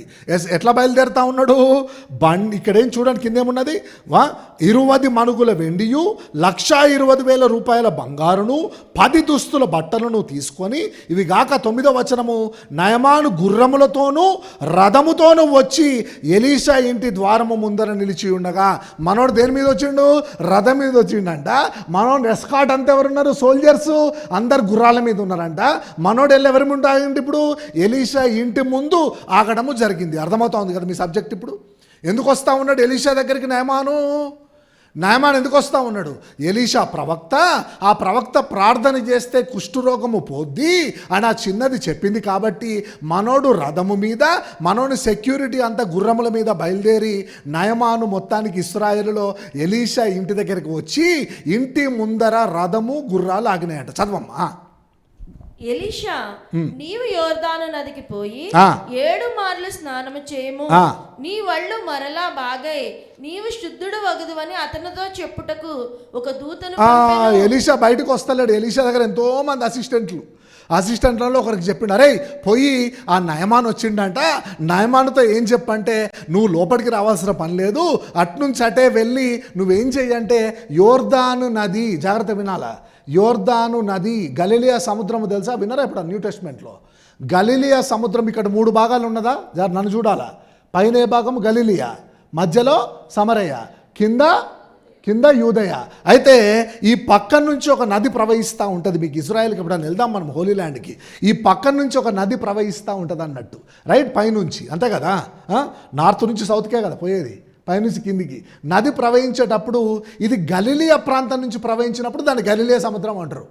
గలిలియా సముద్రం is not a sea, it is a fresh water lake. 13 మైళ్ళు ఉంటుంది అంతే, 13 మైళ్ళు ఉంటుంది సముద్రం. అంటే నువ్వు మళ్ళీ Indian ocean, bay of Bengal అనుకోకు, నువ్వు ఏమంటా ఉండదంటే ఈ పక్కన నుంచి మంచినీళ్ళ లేక్ అది, it's a fresh water lake, 13 miles ఉంటుంది. ఈ గలిలియా ప్రాంతం నుంచి వెళ్ళేటప్పుడు దాన్ని ఏమంటారంటే గలిలియా సముద్రం అంటారు. ఈ సమరయ ప్రాంతం రాగానే దాన్నే యోర్దాన్ నది అంటారు. It is same river is called Jordan river. You don't get confused. అంటే ఆయా ప్రాంతాల్లో దాన్ని తెలుసు కదా మీకు. ఇప్పుడు మనము మీకు ఏర్ చెప్పాలి మీకు, అదేంటిది, అది నార్త్ ఈస్ట్ సైడ్ ఫ్లో అయ్యే రివర్ పేరేంటిది, అరుణాచల్ ప్రదేశ్, అస్సాం పైనుంచి మనకు బంగ్లాదేశ్ నుంచి వస్తుంది బ్రహ్మపుత్ర మనం అంటాము బ్రహ్మపుత్ర అని, వాళ్ళు ఏమంటారు దాన్ని, ఏమంటారు దాని చైనీస్ నేమ్ ఉంటుంది. What is other name of Brahmaputra, చూడండి ఒకసారి, other names of Brahmaputra, very important ఇది సివిల్స్ క్వశ్చన్, ఇది సివిల్స్లో. బ్రహ్మపుత్ర మనం ఇండియాకు వచ్చిన తర్వాత దాన్ని బ్రహ్మపుత్ర అంటాము. అశోక్ ఒకసారి చెక్ చేయండి, అది నాకు చాలా ఇష్టమైన subject. River system is important, irrigation. Yarlung Tsangpo కదా, యార్లుక్ శాంగ్పో అంటారట. ఏ నదిని, బ్రహ్మపుత్ర నదిని. మా అరుణాచల్ ప్రదేశ్లో వేరే పేరు ఉంటుంది, ఒకసారి చూడండి, 3 నేమ్స్ ఉంటుంది. సియాంగ్ దిహాంగ్, చూడండి, సియాంగ్ దిహాంగ్ ఏమో అరుణాచల్ ప్రదేశ్లో అంటారు. యాంగ్చి ఇంకోటి ఏందమ్మా, యాంగి శాంగ్పో అని ఎక్కడ అంటారు, టిబెట్లో అంటారు. అదే మళ్ళీ అరుణాచల్ ప్రదేశ్ దాటిన తర్వాత ఏమంటారు తెలుసా, యమునా ఇన్ బంగ్లాదేశ్, మళ్ళీ ఇండియాలో దాన్ని బ్రహ్మపుత్ర అంటారు. మీకు అర్థమవుతుంది కదా, ఇది హిస్టరీ. అదే రివర్ సేము, కానీ టిబెట్లో ఒక పేరు, అరుణాచల్ ప్రదేశ్లో ఒక పేరు, ఇండియాలో ఒక పేరు, మళ్ళీ యమునా వచ్చేసి బంగ్లాదేశ్లో. అట్లానే గలిలియా సముద్రంని మీరు సముద్రం అనుకోవద్దు, గలిలియా సముద్రమే అదే పాయ కిందికి వస్తూ ఉంటే యోర్దాన్ నది అంటున్నాడు దాన్ని. అయితే ఇప్పుడు ఇశ్రాయేలు షోమ్రోన్లో ఏమంటా ఉన్నాడు ఎలీషా ఒక దూతను పంపించి, అరే బాబు నయమాను, నువ్వు ఇటు నుంచి ఇటే వెళ్ళి యోర్దాను నదిలో 7 మార్లు మునుగుమని మా ప్రవక్త చెప్తా ఉన్నాడని చెప్పి ఎవరికి, నయమానుకు చెప్పడము జరిగింది. చదవమ్మా. అందుకు నయమాను కోపము తెచ్చుకొని, ఏమొచ్చిందట నయమానుకు, కోపము తెచ్చుకొని, అండర్లైన్ చేయండి. ప్రవక్త ఎప్పుడైతే యోర్దాను నదికి వెళ్ళి 7 మార్లు మునిగి రమ్మన్నాడో వెంటనే నయమానికి ఏమొచ్చిందట, కోపం వచ్చిందట. కోపము తెచ్చుకొని తిరిగిపోయి మొత్తానికి బయలుదేరుతా ఉన్నాడు, వెనక్కి వెళ్ళిపోదామని చెప్పి Syria capital city Damascus was the capital city of Syria. Israel capital city was సమరయ. అర్థమవుతోంది మీకు, జూడా క్యాపిటల్ సిటీ ఎరుషలేం అన్నట్టు. అయితే వెంటనే నయమానుకు కోపం వచ్చి మళ్ళా సిరియాకి వెళ్ళిపోదామని వెనుకకు తిరిగిండంట. చదవమ్మా. అతడు నా యొద్దకు వచ్చి నిలిచి తన దేవుడైన యెహోవా నామమును బట్టి తన చెయ్యి రోగముగా ఉన్న స్థలం మీద ఆడించి కుష్టు రోగమును మాన్పునని నేను అనుకున్నాను. ఏ ఎక్స్పెక్టేషన్తో వచ్చిండు నయమాను, నేను ఎవరిని, కమాండర్ ఇన్ చీఫ్ని, నేను సైన్యాధిపతిని, నేను మహాపరాక్రమశాలిని, నేను గొప్ప వ్యక్తిని, నేను గనుడను.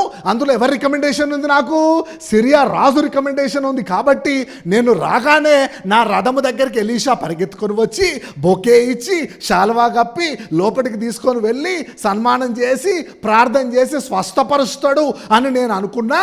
అదే ఏమంటా ఉన్నాడు అని చెప్పి చదవమ్మ. ఏమంటా ఉన్నాడు, ఎక్స్పెక్టేషన్ ఏంటిది, ఆల్రెడీ మనోనికి ఏమున్నది ఆల్రెడీ కుష్ఠరోగం ఉన్నది, మళ్ళీ ఏమున్నది, కోపం ఉందట, మళ్ళీ ఎక్స్పెక్టేషన్స్ కూడా ఉన్నాయి, వాళ్ళే వచ్చి సన్మానం చేయాలని. మీకు అర్థమవుతుంది కదా. చదవమ్మా చదువు. తన దేవుడైన యెహోవా నామమును బట్టి తన చెయ్యి రోగముగా ఉన్న స్థలం మీద ఆడించి కుష్టు రోగమును మాన్పునని నేను అనుకుంటే దమస్కు నదులైన అబినాయును ఫర్ఫరును ఇశ్రాయేలు దేశంలోని నదులన్నిటికంటే శ్రేష్టమైనవి కావా? మా దమస్కులో నదులు లేవా? ఈడి దాకా వచ్చి నదిలో మునగాలనా? ఆ దమస్కులో నదులు లేవా? ఇక్కడ దాకా వచ్చి ఈ నదిలో మునిగితేనే బాగవుతారా అని చెప్పి అంటా ఉన్నాడు. ఎందుకో తెలుసా? యోర్దాను నదంతా బురద ఉంటుంది. యోర్దాను నదంతా కూడా బురద ఉంటుంది ఎప్పుడు. ఎందుకంటే ఎప్పుడు కూడా వాటర్ ఉంటాయి అక్కడ. హెర్మోన్ మౌంటైన్ అని పక్కన ఉంటుంది, కంటిన్యూస్గా వాటర్ ఫ్లో అవుతూ ఉంటుంది. కాబట్టి జిగట మన్ను ఉంటుంది అన్నట్టు యోర్దాన్ నదిలో. అంటే ఇంతకన్నా ఫ్రెష్ వాటర్ లేక్స్ మా దగ్గర లేవా? ఇక్కడికి వచ్చి బురద నీటిలోనే నేను మునగాల? అట్లా ఎట్లా చెప్తాడని చెప్పి ఏమంటా ఉన్నాడు? చదవమ్మా. వాటిలో స్నానము చేసి నేను శుద్ధి నొందలేనా అని అనుకుని రౌద్రుడై తిరిగి వెళ్ళి. అండర్లైన్ చేయండి, రౌద్రుడై తిరిగి. కుష్ఠరోగం ఉన్నదా? ఉన్నది. మళ్ళా కోపం ఉన్నదా? ఉన్నది. దేని మీద నిల్చొని ఉన్నాడు మనోడు? రథం మీద నిల్చొని ఉన్నాడు. చుట్టూ ఏమున్నది? సెక్యూరిటీ ఉన్నది. నువ్వు ప్రాబ్లం ఉన్నది, నీకు గర్వం ఉన్నది. రెండు ఉంటా నడవాయి. మీకు అర్థమవుతుంది కదా? రథం మీద నుంచి దిగుతలేడు మనోడు. వాళ్ళే వచ్చి సన్మానం చేయాలా, వాళ్ళే వచ్చి రిసీవ్ చేసుకోవాలా, వాళ్ళే వచ్చి ప్రార్థన చేయాలంటా ఉన్నాడు. అంటే మనోనికి తగ్గింపు ఉన్నదా? తగ్గింపు లేదు. తగ్గింపు లేదు మనోనికి. నేను సైన్యాధిపతులను అహంకారం ఉన్నది. మళ్ళీ ఏం చేస్తూ ఉన్నాడు? గర్వం ఉన్నది. తనకు తాను హెచ్చించుకుంటా ఉన్నాడు. మళ్ళీ ఏం కావాలో మనోనికి? స్వస్థత కావాలా? ప్రాబ్లం ఉన్నదా? ఉన్నది. కానీ రథం దిగుతలేవు, అదే ప్రాబ్లం. దేవుని దగ్గరకు వచ్చినావు, దేవుని మందిరానికి వచ్చేసినావు, దేవుని సన్నిధికి వచ్చేసినావు, కానీ రథం మీద నిల్చొని ఉన్నావు. అందుకే అవుతలేదు blessing. You are getting my point, right? నువ్వు దేవుని దగ్గరికి రావడం జరిగింది, దేవుని మందిరానికి వచ్చినావు, దైవజనం దగ్గరకు వచ్చినావు, దేవుని సన్నిధికి రావడం జరిగింది. కానీ దేని మీద నిల్చొని ఉన్నావు? ఆ రథం మీద నిల్చొని రథం దిగుతాడు. అది ప్రాబ్లం అన్నట్టు. ఏంటిది ప్రాబ్లము? రథము ఏంటిది? నేను హైలీ ఎడ్యుకేటెడు, నాది బెస్ట్ టాప్ జాబ్ అండి నాది, నేను ఫ్యామిలీ బ్యాక్గ్రౌండ్ పెద్దది, నాకు నేను మహాపరాక్రమశాలిని, నేను గనుడను, నేను ఫేమస్ పర్సనాలిటీని. ఇగో ఇదన్నట్టు రథం అంటే. రథము దేనికి సాదృశ్యము? నువ్వు దేని బట్టి అయితే గర్వపడతా ఉన్నావో దానికి సాదృశ్యం ఏంటిది? గర్వము. గర్వం ఉన్నది, స్వస్థత కావాలి. రెండు నడవదు. ఏమంటా ఉన్నాడు ఎలీషా? ఏమంటా ఉన్నాడు క్లియర్గా? బాబు నువ్వు రథము దిగి యోర్దాన్ నదికి పోయి 7 మార్లు మునిగి అంటే ఏం చెప్తా ఉన్నాడు? ఎలీషా క్లియర్గా మాట్లాడుతూ ఉన్నాడు. నువ్వు రథము దిగాల అంటే తగ్గించుకొని, విధేయత అంటే ఏమని నేర్చుకున్నాం మనము? చెప్పింది చెప్పినట్టు చేయడము విధేయత. Doing what you are set to do is called obedience. నీవు తగ్గించుకొని, ఏది? ఆ గర్వము, అహంకారము, కోపము, బహురౌద్రం అట. రోగం ఉన్నది, రౌద్రం ఉన్నది, రెండు నడవదు. You are getting my point, right? రోగం ఉన్నది, రౌద్రం ఉన్నది, ఆర్థిక పరిస్థితి ఉన్నది, అహంకారం ఉన్నది. Two travelling in the same boat? No, it is not possible. ఎప్పుడైతే నయమానుతో ఏం చెప్తా ఉన్నాడు ఎలీషా ప్రవక్త? నీవు రథము దిగి యోర్దాను నదికి వెళ్ళి ఎప్పుడైతే 7 మార్లు మునిగి రమ్మని చెప్తే ఏమొచ్చిందట నయమానికి? కోపము తెచ్చుకొని, మా దమస్కులో ఇంతకన్నా ఫ్రెష్ వాటర్ లేక్స్ లేవా? నేను అక్కడ నీళ్ళల్లో మునిగి నేను శుద్ధుడను కాలేనా? వీళ్ళు వచ్చి నన్ను రిసీవ్ చేసుకొని, నన్ను సన్మానించి, నా చేయి పెట్టి ప్రార్థన చేసి నన్ను స్వస్థపరుస్తాను అనుకుంటే నన్ను అవమానించిండని చెప్పి బహురౌద్రముతో తిరిగి వెళ్ళిపోతా ఉన్నాడట. మనోడికి ఏ రోగం ఉండదు? కుష్ఠరోగం ఉంటే ఏంటి పరిస్థితి? నీవు సొంత కుటుంబంతో కలిసి ఉండలేవు. If you are leper, your family will abandon you. Your socially ఏంటిది? ఎక్స్పెల్డ్. నువ్వు సొసైటీ నుంచి దూరం పెడతారు నిన్ను. ఎంత రాజువైనా, నువ్వెంత కమాండర్ ఇన్ చీఫ్ అయినా కూడా. అటువంటి రోగం ఉన్నప్పటికీ కూడా ఏమంటా ఉన్నాడు? మనోడికి ఏమున్నది? గర్వం ఉన్నది, అహంకారం ఉన్నది. దేని మీద ఉన్నాడు? రథం మీదనే ఉన్నాడు. పైన మళ్ళీ చదవమ్మా. పైన 12వ వచనం. దమస్కు నదులైన అబనాయును ఫార్ఫరును ఇశ్రాయేలు దేశంలోని నదుల కంటే శ్రేష్టమైనవి కావా? వాటిలో స్నానము చేసి శుద్ధి నొందలేనా అని అనుకుని రౌద్రుడై తిరిగి వెళ్ళి. మొత్తానికి రథం మాత్రం దిగట్లే. చూడండి, is not getting down from the chariot. నేనేంటిది? దమస్కు అదేంటిది? అది యోర్దాన్ నదిలో నేను స్నానము చేయడం ఏంటిదని చెప్పి బహురౌద్రుడై తిరిగి వెళ్ళుచుండగా ఏం జరిగిందమ్మా నెక్స్ట్? అయితే అతని దాసుల్లో ఒకడు వచ్చి నాయన ఆ ప్రవక్త ఏదైనా ఒక గొప్ప కార్యము చేయమని నియమించిన ఎడల నీవు చేయకుందువా? అయితే స్నానము చేసి శుద్ధుడవు కమ్మను మాట దానికంటే మేలు కాదా అని చెప్పిన. మొత్తానికి మనోడు రథం మీద వచ్చినప్పుడు ఎంతో మంది, 100 మంది. 2 రాజులు 5వ అధ్యాయము 11వ వచనం, 2 Kings chapter 5:11. 2 రాజులు 5వ అధ్యాయము 11వ వచనము. అయితే ఆ ఎంతోమంది దాసులతో కలిసి మనోడు రాయల్ ఎస్కార్ట్తో రావడం జరిగింది. దాంట్లో ఒక దాసుడు ఏమంటా ఉన్నాడంటే, నాయనా ఒకవేళ ఆ ప్రవక్త ఒక 100 మందికి భోజనం పెట్టమన్నాడు అనుకో, నువ్వు పెట్టవా? చర్చికు డొనేషన్ ఇవ్వమన్నాడు అనుకో, నువ్వు ఇయ్యవా? లేకపోతే ఆ విధవరాలను ఆదుకోనమంటే నువ్వు ఆదుకొనవా? వాటన్నిటికంటే ఆ యోర్దాన్ నదికి పోయి స్నానం చేయడం ఈజీయే కదా. ఒకవేళ మునిగిన తర్వాత ఏం జరగలేదు అనుకో, అప్పుడు చూసుకుందాం ఆయన సంగతి. మొదటైతే చేద్దాం, ఇంత దూరం వచ్చినాం కదా, సిరియా నుంచి ఇస్రాయల్ దాకా వచ్చినాము కదా. అంటే వేరే పనులు ఏది చేసి చెప్పినా కూడా నువ్వు చేస్తావు కదా. అట్లాంటిది నదిలో మునుగుమన్నది వాటికంటే ఇది మేలే కదా. ఒకసారి వెళ్ళి 7 మార్లు మునుగు, ఏమీ కాకపోతే అప్పుడు చూద్దాం ప్రవక్త సంగతి అని చెప్పి పక్కన ఒకటి చెప్తా ఉన్నాడు సలహా. చూడండి, వీ నీడ్ సచ్ ఫ్రెండ్స్ అన్నట్టు, such fellow citizens, such colleagues ఉండాలి నీకు. నువ్వు ఇబ్బందుల్లో, ఇరుకుల్లో, హేస్టీ డెసిషన్, తొందరపాటు నిర్ణయాలు, గర్వముతో, అహంకారముతో నీవు తొందరపాటు నిర్ణయాలు తీసుకున్నప్పుడు నీకు మంచి చెప్పే మనుషులు ఉండాలి. In the multitude of counsellors there is safety అంటాడు. ఆలోచన చెప్పువారు అనేకులుండుట లాభకరము. మంచి ఆలోచన చెప్పటాలు ఉండాలి నువ్వు కష్టాల్లో, నష్టాల్లో ఉన్నప్పుడు. అర్థమవుతుంది కదా నీకు. వెంటనే ఆ దాసుడు ఏమంటా ఉన్నాడు, సార్ ఇంత దూరం వచ్చినాం కదా సార్, ఇది కాకుండా వేరే ఏ పని చేసినా బట్టలు పెట్టు, బంగారం, ఈ వెండి అంటే ఇచ్చటోని కదా సార్, అది నీళ్ళల్లో మునుగుడు బెటరే కదా సార్, ఓసారి అయితే మునుగు సార్, ఏం కాకపోతే అప్పుడు చూసుకుందామని చెప్పి పక్కన దాసుడు రిక్వెస్ట్ చేస్తూ ఉన్నాడు. ఎవరితోటి? బహురౌద్రముగా ఉన్న నయమానుతోటి. అప్పుడు ఏం జరిగిందమ్మా చదువు. యోర్దాను నదిలో 7 మార్లు మునుగగా అతని దేహము పసిపిల్లల దేహం వలన అతడు శుద్ధుడు. హల్లెలూయా. అతడు పోయి దైవజనుడు చెప్పినట్లు యోర్దాను నదిలో 7 మార్లు మునుగగా అతని దేహము పసిపిల్ల దేహం వలనై అతడు శుద్ధుడాయను. దైవజనుడు చెప్పినట్లు, అండర్లైన్ చేయండి ఆ పాయింట్. దైవజనుడు చెప్పినట్లు, చెప్పినట్లు చేయడమే విధేయత. What is the definition of obedience? Doing what you are set to do. ఏం జరుగుతుందో రిజల్ట్తో నీకు సంబంధం లేదు. You are least worried about the result because the God servant has advised you, because God has commanded you to do something. If you like or dislike, నీకు నచ్చినా నచ్చకపోయినా చెప్పినట్లు చేయడమే విధేయత. హల్లెలూయా. అందుకే సమూయేలు ఏమంటాడంటే సౌలుతోటి, బలులను అర్పించుట కంటే విధేయత కలిగి ఉండుట శ్రేష్టము కదా, మాట వినుట శ్రేష్టము కదా అంటాడు. Hallelujah. Obedience is better then sacrifice. నువ్వు గొప్ప గొప్ప కానుకలు తీసుకొని వస్తావు దేవుని దగ్గరికి, కానీ దేవుడు చెప్పిన మాట చెప్పినట్లు వినకపోతే nothing. God is the rewarder for obedience. దేవుడు విధేయతకు ప్రతిఫలం ఇచ్చే దేవుడు. ఎప్పుడైతే నయమాను వెళ్ళి దైవజనుడు చెప్పినట్లు 7 మార్లు యోర్దాను నదిలో మునగగా ఆ శరీరం ఏమైపోయిందంట? పసిపిల్లల దేహం వలె ఆయను. హల్లెలూయా. ఒకవేళ మంచి ఫ్రెండ్స్ లేదనుకోండి, ఏంది పరిస్థితి? అరే నువ్వు మామూలునివా, నువ్వు కమాండర్ ఇన్ చీఫ్, నిన్ను అంత మాట అంటాడా? అరే వీళ్ళ సంగతి తర్వాత చూసుకుందా పాదరా అని చెప్పి బ్యాచ్ ఒకరు ఉంటారు అన్నట్టు. నీ చదువేంది, నువ్వేంది, నువ్వు తగ్గొద్దురా అంటాడు ఏందో వాడు పక్క నుంచి. ఈ తగ్గొద్దన్న బ్యాచ్ ఉంటుంది చూసిల్లా. నేను పోతా లీగల్ కేసెస్లో ఈ డివోర్స్ కేసులు పెరిగిపోయినాయి. సగం మంది తగ్గొద్దు బ్యాచ్ పక్కనోడే. నువ్వు అసలు తగ్గొద్దు, నువ్వు వంట చేయొద్దు, నువ్వు ఉద్యోగం చేయొద్దు, అది చేయొద్దు, ఇది చేయొద్దు, వీళ్ళే బ్యాచ్ ఒకరు ఉంటారు అన్నట్టు. ఏది గొడవలు వస్తే ప్యాచప్ చేసేటోళ్ళు కాదు, ఇంకా దాన్ని ఇంకా దే విల్ ఎంజాయ్ యువర్ ఏంటిది అది pain, they will enjoy your problem. 80% of the cases civil matters, family matters because of the third persons. You know that. మూడో వ్యక్తికి భార్యాభర్త వీళ్ళు మంచోళ్ళే పాపము, ఆ థర్డ్ పర్సన్ గురించి కిరికిరి అన్నట్టు.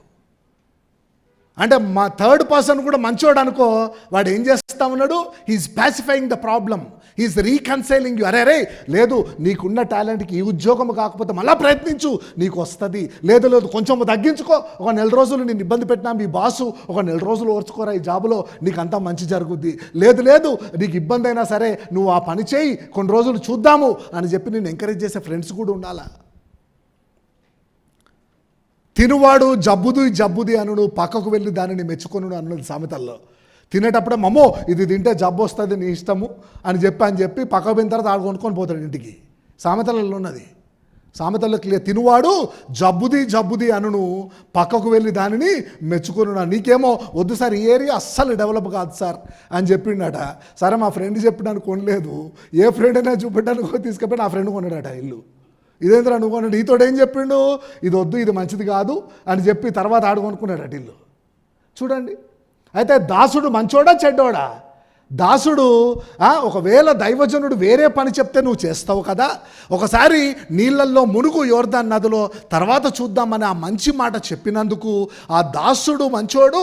అట్లా దైవజనుడు చెప్పినట్లు నయమాను చేసినందుకు ఏమైపోయిందంటే పసిపిల్లల దేహం వలె అయ్యాను. అందుకే you need to check your friends. There is a famous Chinese proverb, tell me your friends I will tell your future అంటాడు. నీ ఫ్రెండ్స్ ఎవరో చెప్పు, నీ భవిష్యత్తు ఏందో నేను చెప్తాను కోట్ ఉన్నది. నీ ఫ్రెండ్స్ని బట్టి నీ భవిష్యత్తు చెప్పొచ్చు. నీ చుట్టుపక్కల ఎవరితోటి నువ్వు ఫెలోషిప్ చేస్తావనో వాళ్ళని బట్టి నీ భవిష్యత్తు ఏందో చెప్పవచ్చు అని ఫేమస్ కోట్ ఉన్నది, చైనీస్ ప్రావర్బ్. ఆ దాసుడు ఏం చెప్తా ఉన్నాడు, మంచి మాట చెప్తా ఉన్నాడా లేదా? హల్లెలూయా. వెంటనే పసిపిల్లల దేహం వలె ఆయను. చదవమ్మా. అప్పుడు అతడు తన పరివారముతో కూడా దైవజన దగ్గరకు తిరిగి వచ్చి అతని ముందర నిలిచి, చిత్తగించుము, ఇశ్రాయేలులోనున్న దేవుడు తప్ప లోకమందంతటి యందును మరి ఒక దేవుడు లేడని నేను ఎరిగి. హల్లెలూయా.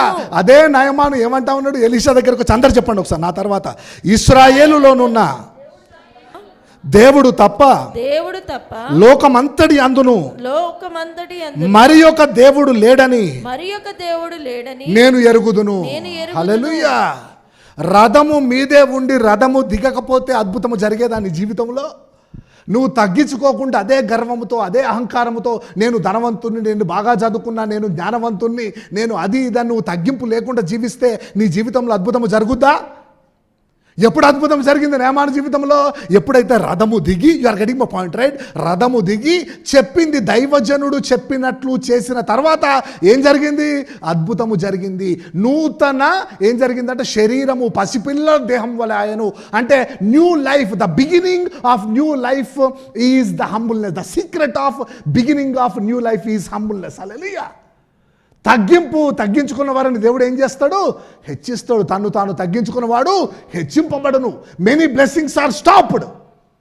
నువ్వు అర్హత ఉన్నది, యోగ్యత ఉన్నది, చదువు ఉన్నది, ఉద్యోగం రావట్లే, ఉద్యోగం ఉన్నది, ఫైనాన్షియల్ బ్రేక్ త్రూ రావట్లే, ఫైనాన్సెస్ బాగున్నాయి, మ్యారేజ్ ప్రాబ్లము, మ్యారేజ్ ఓకే, ఏదో కిరికిరి, ఏదో something has stopped from a long time. నువ్వు అనేక మార్లు ప్రయత్నించినావు కానీ వాటికి సమాధానము దొరకట్లేదు. దేవుడు ఈరోజు చెప్తా ఉన్నాడు, ఒక్క మెట్టు దిగురా బాబు, నీ జీవితం మారిపోతుంది. రథము మీద ఉండి don't expect the miracle standing on the chariot. ఆ సింహాసనం మీదనో రథం మీదనో నిలుచొని నేను బాగా చదువుకున్నా, నేను అందగాన్ని, నేను అందగత్తని, నేను ధనవంతుణ్ణి, అద్భుతము జరిగి తీరాల్సిందే, నాకేం తక్కువ అనుకోవద్దు. ఎప్పుడైతే నువ్వు తగ్గించుకున్నావు అనుకో, ఒక మెట్టు ఆ రథము దిగి చెప్పింది చెప్పినట్లు వాక్యానుసారంగా నీ జీవితము చూస్తే that is the beginning of new life. Hallelujah. నూతన పసిపిల్లల దేహం వల్ల ఆయను. ఎవరైతే ఎలీషా వచ్చి సన్మానించి శాల్వా కప్పి దండలేసి బొకేలిచ్చి వాడిని లోపలికి తీసుకెళ్ళి ప్రార్థన చేయాలని గర్వముతో మాట్లాడిండో, అదే గర్వముతో మాట్లాడిన నయమాన్ ఏమంటా ఉన్నాడు, ఇశ్రాయేలులో ఉన్న దేవుడు తప్ప మరి ఏ దేవుడును లేడని నేను ఇప్పుడు ఎరుగుదును. హల్లెలూయా, ప్రైజ్ గాడ్. నువ్వు గర్విష్ఠులైన అహంకారులైన ఎవరైతే నెగిటివ్ మాట్లాడినలో, ఎవరైతే దేవుణ్ణి దూషించినలో వాళ్ళ ద్వారానే దేవుడు సాక్ష్యమును మహిమను పొందుకునే దేవుడు. హల్లెలూయా. The same people who rejected Jesus Christ, the same people will honor, will glorify God. That is how God will perform the miracle. When you step down, when you humble yourself. ఒక్క అడుగు దిగితే, ఒక్క మెట్టు దిగితే ఈ సంవత్సరము దేవుడు అద్భుతం చేయడానికి సిద్ధంగా ఉన్నాడు. హల్లెలూయా. 25 అయిపోయింది, 2024 అయిపోయింది, అరే అన్నీ ఉన్నాయి భయ్, నాకేమో బ్లెస్సింగ్ రావట్లేదు. Do you know the reason? You are standing on the chariot like Naaman. నామానులాగా రథం మీద నిల్చున్నావు, అద్భుతం కావాలంటావు. నువ్వు ప్రార్థన చేస్తావు కానీ రథం మీద నిల్చొని ప్రార్థన చేస్తున్నావు. ఉపవాసం చేస్తావు ప్రతిసారి కానీ రథం మీద నిల్చొని ఉపవాసం చేస్తా ఉన్నావు. బైబిల్ 4 సార్లు చదివినావు కానీ రథం మీద కూర్చొని చదివినావు. అది problem. You are standing on the chariot, you are meditating the word of God, you are fasting, you are praying, you are giving thanks to the Lord, everything standing on the chariot. God is giving you the key today. You step down. ఆ chariot దిగి నేను చెప్పింది చెప్పినట్లు చేయి. That is the beginning of the new life. Hallelujah. నేనేం తక్కువ, దేవుడు ఉన్నాడా లేడా, నాకెందుకు సమాధానం రావట్లేదు అని నువ్వు ఏదైతే నెగిటివ్ మాటలు మాట్లాడినవో అదే నోటితోటి దేవుడు మహిమను పొందుకునే దేవుడు. That is how Jesus Christ will deal with your life. Hallelujah. ఏందో నాకు అర్థం కాదు, judging people all the time. ఇతరులకు తీర్పు తీర్చుడు, రూమర్స్, గాసిపింగ్, వాళ్ళు ఇట్లా వీళ్ళు ఇట్లా, ఇవి మాటలు అన్నట్టు. వాళ్ళకు చూడు, వాళ్ళకి ఏమి లేదు, వాళ్ళు చూడు, ఆ బట్టలు చూడు, ఆ ఉద్యోగం చూడు, ఇంత చిన్న ఉద్యోగమా, ఇంత చిన్న ఇల్లా, all the time criticising people, judging people, hurting people. Do you know that is stopping your blessing. ఎదుటి వాళ్ళ గురించి మాట్లాడడము, చులకన చేసి మాట్లాడడము, దేవుని చులకన చేసి మాట్లాడడం అంటే నువ్వు రథం మీద నిలుచున్నావు. అందుకే నువ్వు కూడా నీ జీవితంలో కూడా కొన్ని ఆశీర్వాదాలు ఆగిపోయినాయి. Do you know why? All the time నువ్వు సర్వెంట్స్ ఆఫ్ గాడ్ సర్వెంట్స్ని క్రిటిసైజ్ చేస్తావు. ఎలీషా వచ్చి చేయాలయా అని నువ్వు దైవజనులు అంటావు, సంఘాన్ని అంటావు, అవునా కాదా? All the time you are criticising అంటే standing on the chariot and expecting a miracle. No. సరే చూద్దాం ఒకసారి. అయితే చూద్దామని ఎప్పుడైతే యోర్దాను నదిలో మునగడం జరిగింది, ఏం జరిగిందట?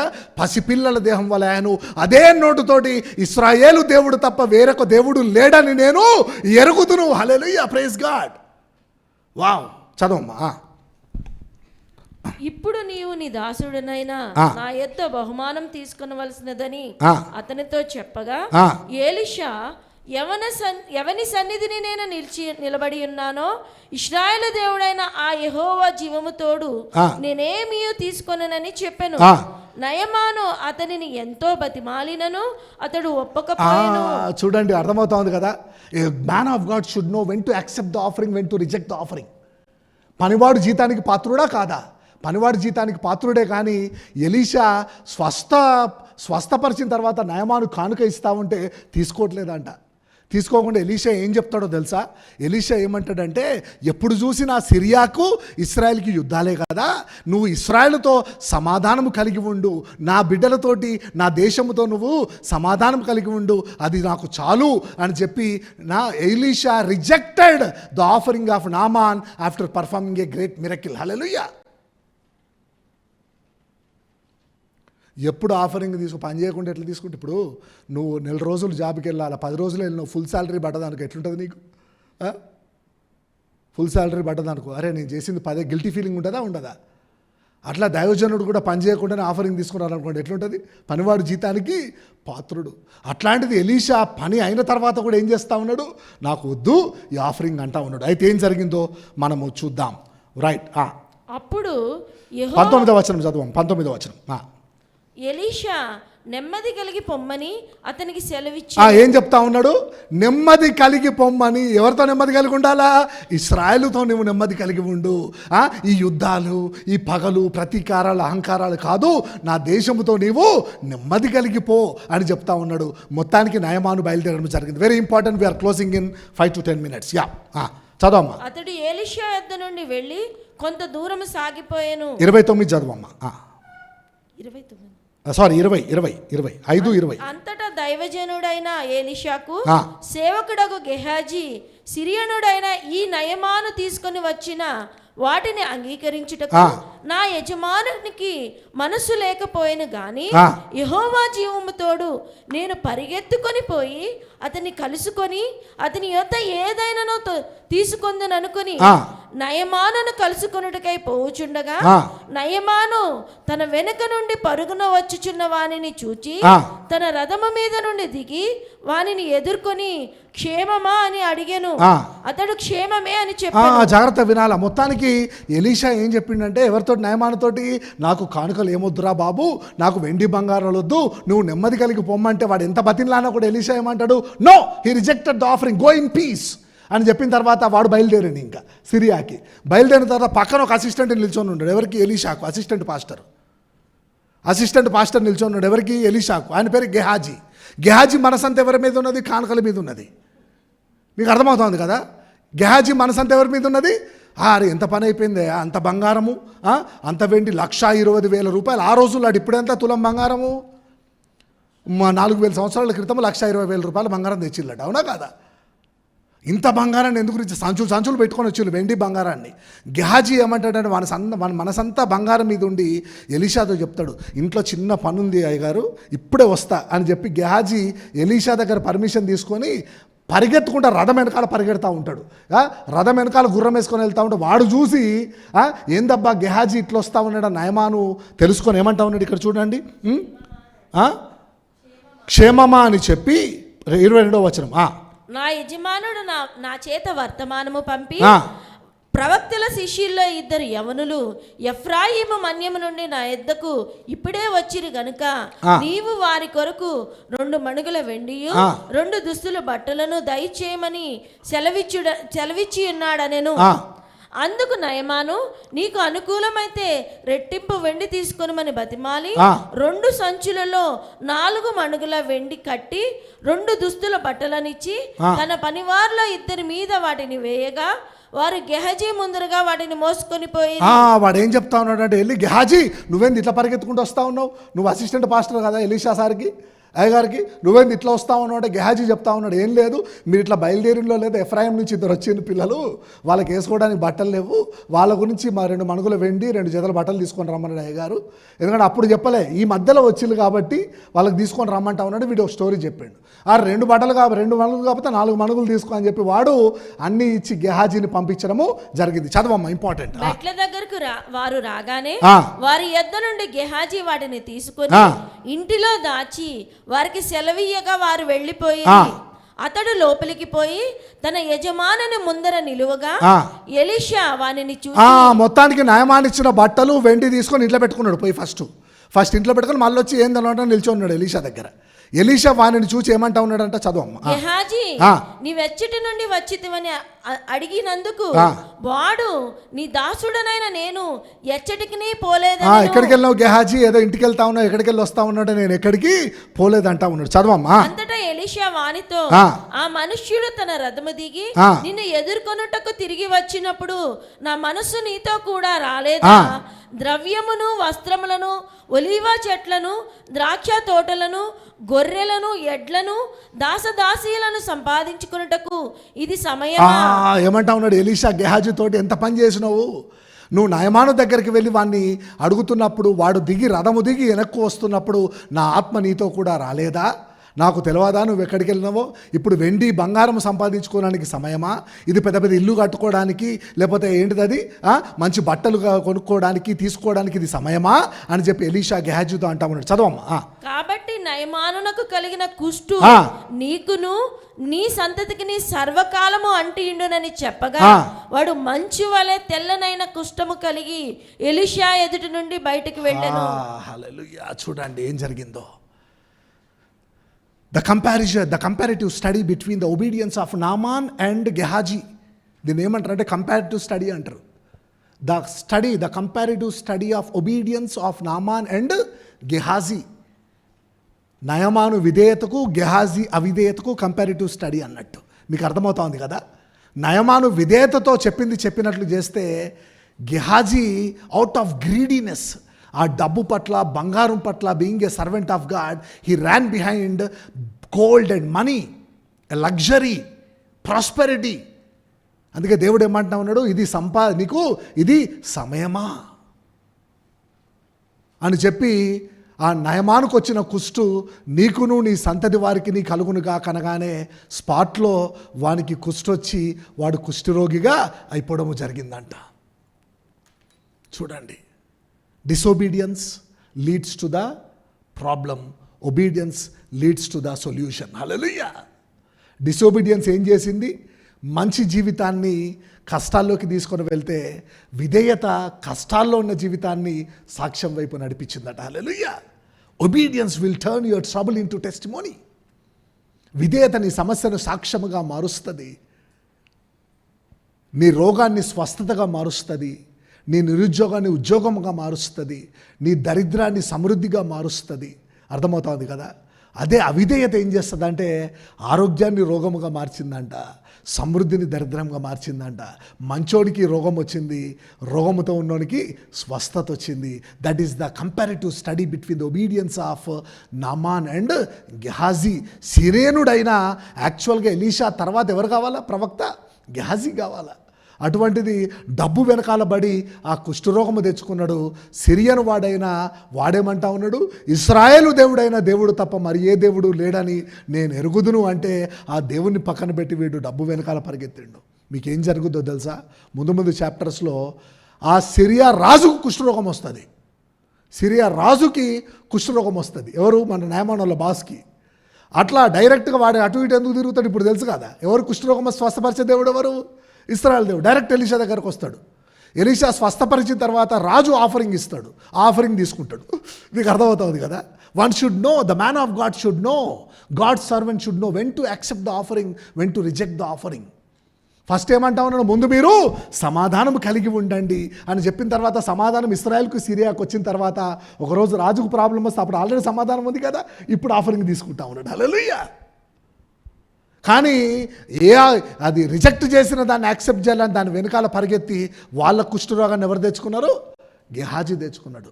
అందుకే నామానులాగా కోపముంది, రోగముంది, వర్కౌట్ కాదు. పక్కన పెడదాం. సమస్య ఉందా? ఉన్నది, కానీ రథం దిగుతలేవు. అదే ప్రాబ్లం. దేవుడు నూతన కార్యము చేయడానికి సిద్ధంగా ఉన్నాడు. God is ready to perform a miracle in your life. ఆ మిరకిల్ చూసి నువ్వేమంటావు తెలుసా? యేసయ్యే నిజమైన దేవుడు, యేసయ్యే తప్ప వేరే దేవుడు లేడని చెప్తావాడు. హల్లెలూయా, ప్రైజ్ గాడ్. అంత గొప్ప అద్భుతము చేయడానికి రెడీగా ఉన్నాడు. ఎప్పుడు? The condition is get on the chariot. Hallelujah. ఎప్పుడైతే నీవు దిగి, ఎప్పుడైతే నువ్వు రథము దిగి దేవుని వాక్యానుసారముగా నడుచుకుంటావో దేవుడు నీ జీవితంలో అద్భుతము చేయడానికి సిద్ధముగా ఉన్నాడు. అవును ప్రభువా, ఇంకా నా లోపల అవిధేయత ఉంది ప్రభువా, నా లోపల ఇంకా గర్వం ఉంది ప్రభువా, నా లోపల ఇంకా కోపము, రౌద్రము, ఆశీర్వాదం ఆలస్యమవుతా ఉన్నది. ఎందుకు ఆలస్యమవుతా ఉంది? నేను ప్రార్థనా పరుని కదా, నేను క్రైస్తవుని కదా, అన్నీ ఉన్నా కూడా దేవుడు ఎందుకు నన్ను పట్టించుకోవట్లేదు అని ఒక్కోసారి ప్రభువా నేను ఆ డిసప్పాయింట్మెంట్లో ఉన్నా, ఆ డిసొబీడియన్స్లో ఉన్నా, నన్ను క్షమించు తండ్రి. నయమానులాగా నేను కూడా ఇన్ని రోజులు రథము మీద ఉండి ప్రార్థన చేసిన ప్రభువా, నేను బాగా చదువుకున్నా, నేను ధనవంతుణ్ణి అని చెప్పి నేను గర్వపడి ప్రభువా నేను తగ్గించుకోలేదు. ఈరోజు నీవు నాతో మాట్లాడావు, నేను తగ్గించుకుంటున్నా ప్రభువా. రథము దిగి నీ వాక్యానుసారంగా నేను జీవిస్తా ప్రభువా అన్న వాళ్ళందరూ లేచి నిల్చోండి. ప్రార్థన చేసుకుందాం. ప్రార్థన చేసుకున్న తర్వాత ముగిద్దాం. Hallelujah. Thank you Lord. Keep praying, keep praying. ప్రతి ఒక్కరికి ఏదో సమస్య ఉన్నది, అవునా కాదా? Some problem is there, some problem is there. అదే ప్రాబ్లం అయినా సరే, అది ఫ్యామిలీ ప్రాబ్లమా, ఫైనాన్షియల్ ప్రాబ్లమా, జాబ్ ప్రాబ్లమా, అది sickness, what ever might be the problem. Do you know what God is telling you? ఆ రథము దిగి, అవును ప్రభువా నేను నాకు చదువు ఉంది, నాకు జ్ఞానం ఉంది, తెలివి ఉంది, అయినా ఎందుకు ఆశీర్వదించబడట్లేదు అనుకున్నా ప్రభువా, నన్ను క్షమించు ప్రభువా అని చెప్పి మనము ప్రార్థన చేసుకుందాం. Hallelujah. Thank you Lord, thank you Father. అందరూ కూడా ప్రార్థించాలా. Praise God, praise God. అందరం ప్రార్థిద్దాం. అవును ప్రభువా, తగ్గించుకుందాం. అవును ప్రభువా, నేను తండ్రి గర్వముతో, అహంకారముతో తండ్రి ఈరోజు నీవు నాతో మాట్లాడావు ప్రభువా. నాకు ఒక ప్రార్థన విన్నపం ఉంది, నేను ప్రార్థిస్తున్నాను తండ్రి, నేను ఎదురు చూస్తున్నాను ప్రభువా, కానీ ఆ ప్రార్థనకు సమాధానం రావట్లేదు తండ్రి. ప్రభువా, ఆ తగ్గింపును నాకు దయచే ప్రభువా. నాలో ఉన్న గర్వాన్ని, అహంకారాన్ని తీసివేసి, అవిధేయతను తీసివేసి ప్రభువా తండ్రి విధేయత కలిగి జీవించే కృపను నాకు దయచే ప్రభువా అని ప్రార్థించుకుందాం. Hallelujah. Thank you Lord, thank you Jesus. Praise God, praise God. అందరూ నోరు తెరిచి ప్రార్థించాలా, అందరూ నోరు తెరిచి ప్రార్థించాలా. Hallelujah. Thank you Lord, thank you Jesus.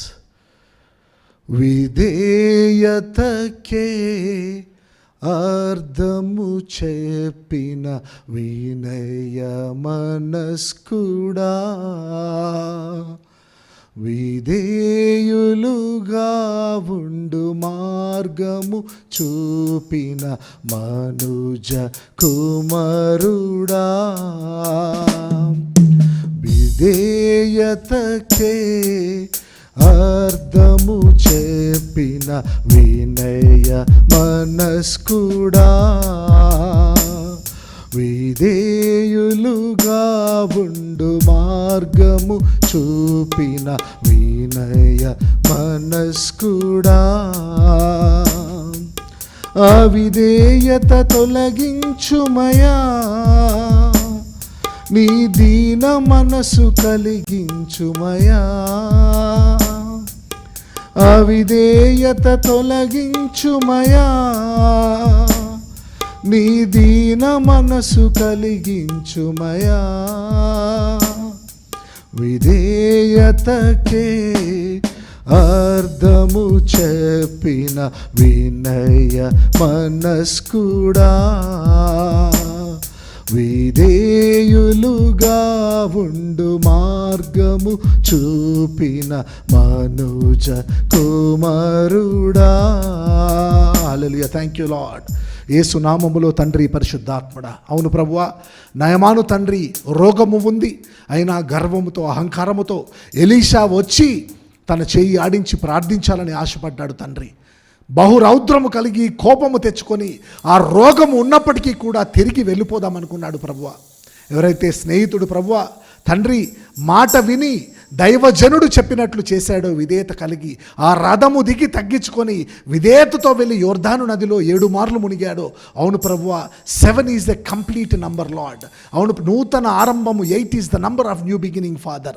ఎప్పుడైతే 7 మార్లు తను ఆ యోర్దాను నదిలో మునగడం జరిగిందో, నూతన శరీరమాయను, నూతన పసిపిల్లల దేహం వల్ల తన దేహమాయను, ఆ కుష్ఠరోగము మాయమైపోయాను అన్నది గొప్ప అద్భుతమును బట్టి నీకే మహిమని చెల్లిస్తున్నాం.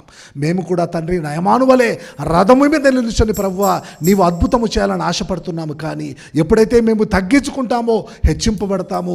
మేమైతే ఎప్పుడైతే తగ్గించుకుంటామో అప్పుడు నూతన అద్భుతములు, నూతన ఆశ్చర్య కార్యములు మా జీవితంలో చేస్తామని మాట్లాడినందుకు నీకు వేలాది వందనాలు. అవును ప్రభువా, పసిపిల్లలాగా నయమాను ఉన్నప్పుడు ఎటువంటి దేహం ఉండనో అటువంటి దేహము మరలా దయచేసిన దేవుడవు తండ్రి. You are the God of restoration lord.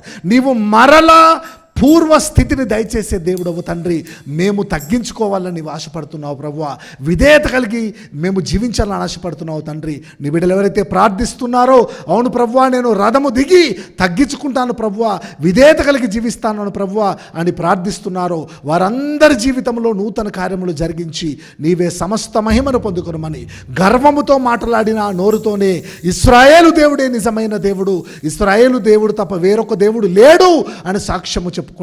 అయ్యా నయమాను వలె తండ్రి నీ బిడల ద్వారా కూడా నీవు గొప్ప సాక్ష్యమును పొందుకొనమని యేసు నామములో విధేయతగా ఎట్లా జీవించాలో నేర్పించిన యేసు నామములో ప్రార్థిస్తున్నాము తండ్రి.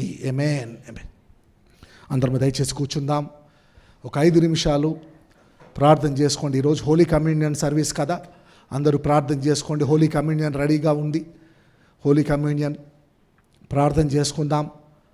ప్రార్థన చేసుకున్న తర్వాత ఒక్కొక్కరు ప్రార్థనాపూర్వకంగా, అవును ప్రభువా నా లోపల గర్వము అహంకారము ఉంటే నన్ను క్షమించు ప్రభువా అని ప్రార్థన చేసుకున్న తర్వాత బలలో పాలు పంచుకోవాలని విజ్ఞప్తి. దయచేసి be ready with the holy communion. Be ready with the holy communion. కొరింథీయులకు రాసిన పత్రిక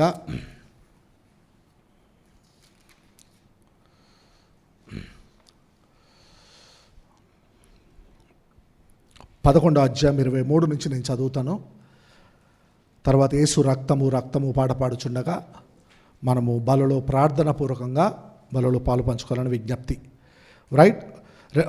కొరింథీయులకు రాసిన మొదటి పత్రిక 11వ అధ్యాయము 23వ వచనం నుంచి, నేను మీకు అప్పగించిన దానిని ప్రభువు వలన పొంది తిని, ప్రభు అయిన యేసు తాను అప్పగింపబడిన రాత్రి ఒక రొట్టెను ఎత్తుకొని కృతజ్ఞతాస్తుతులు చెల్లించి దానిని విరిచి, ఇది మీ కొరకైన నా శరీరము, నన్ను జ్ఞాపకము చేసుకున్నటకై దీనిని చేయుడని చెప్పాను. ఆ ప్రకారమే భోజనమైన పిమ్మట ఆయన పాత్రను ఎత్తుకొని, ఈ పాత్ర నా రక్తము వలననైన కొత్త నిబంధన, మీరు దీనిలోనిది త్రాగునప్పుడల్లా నన్ను జ్ఞాపకము చేసుకై దీన్ని చేయుడని చెప్పాను. మీరు ఈ రొట్టెను తిని ఈ పాత్రలోని త్రాగునప్పుడల్లా ప్రభువు వచ్చి వరకు ఆయన మరణమును ప్రచురించుదురు.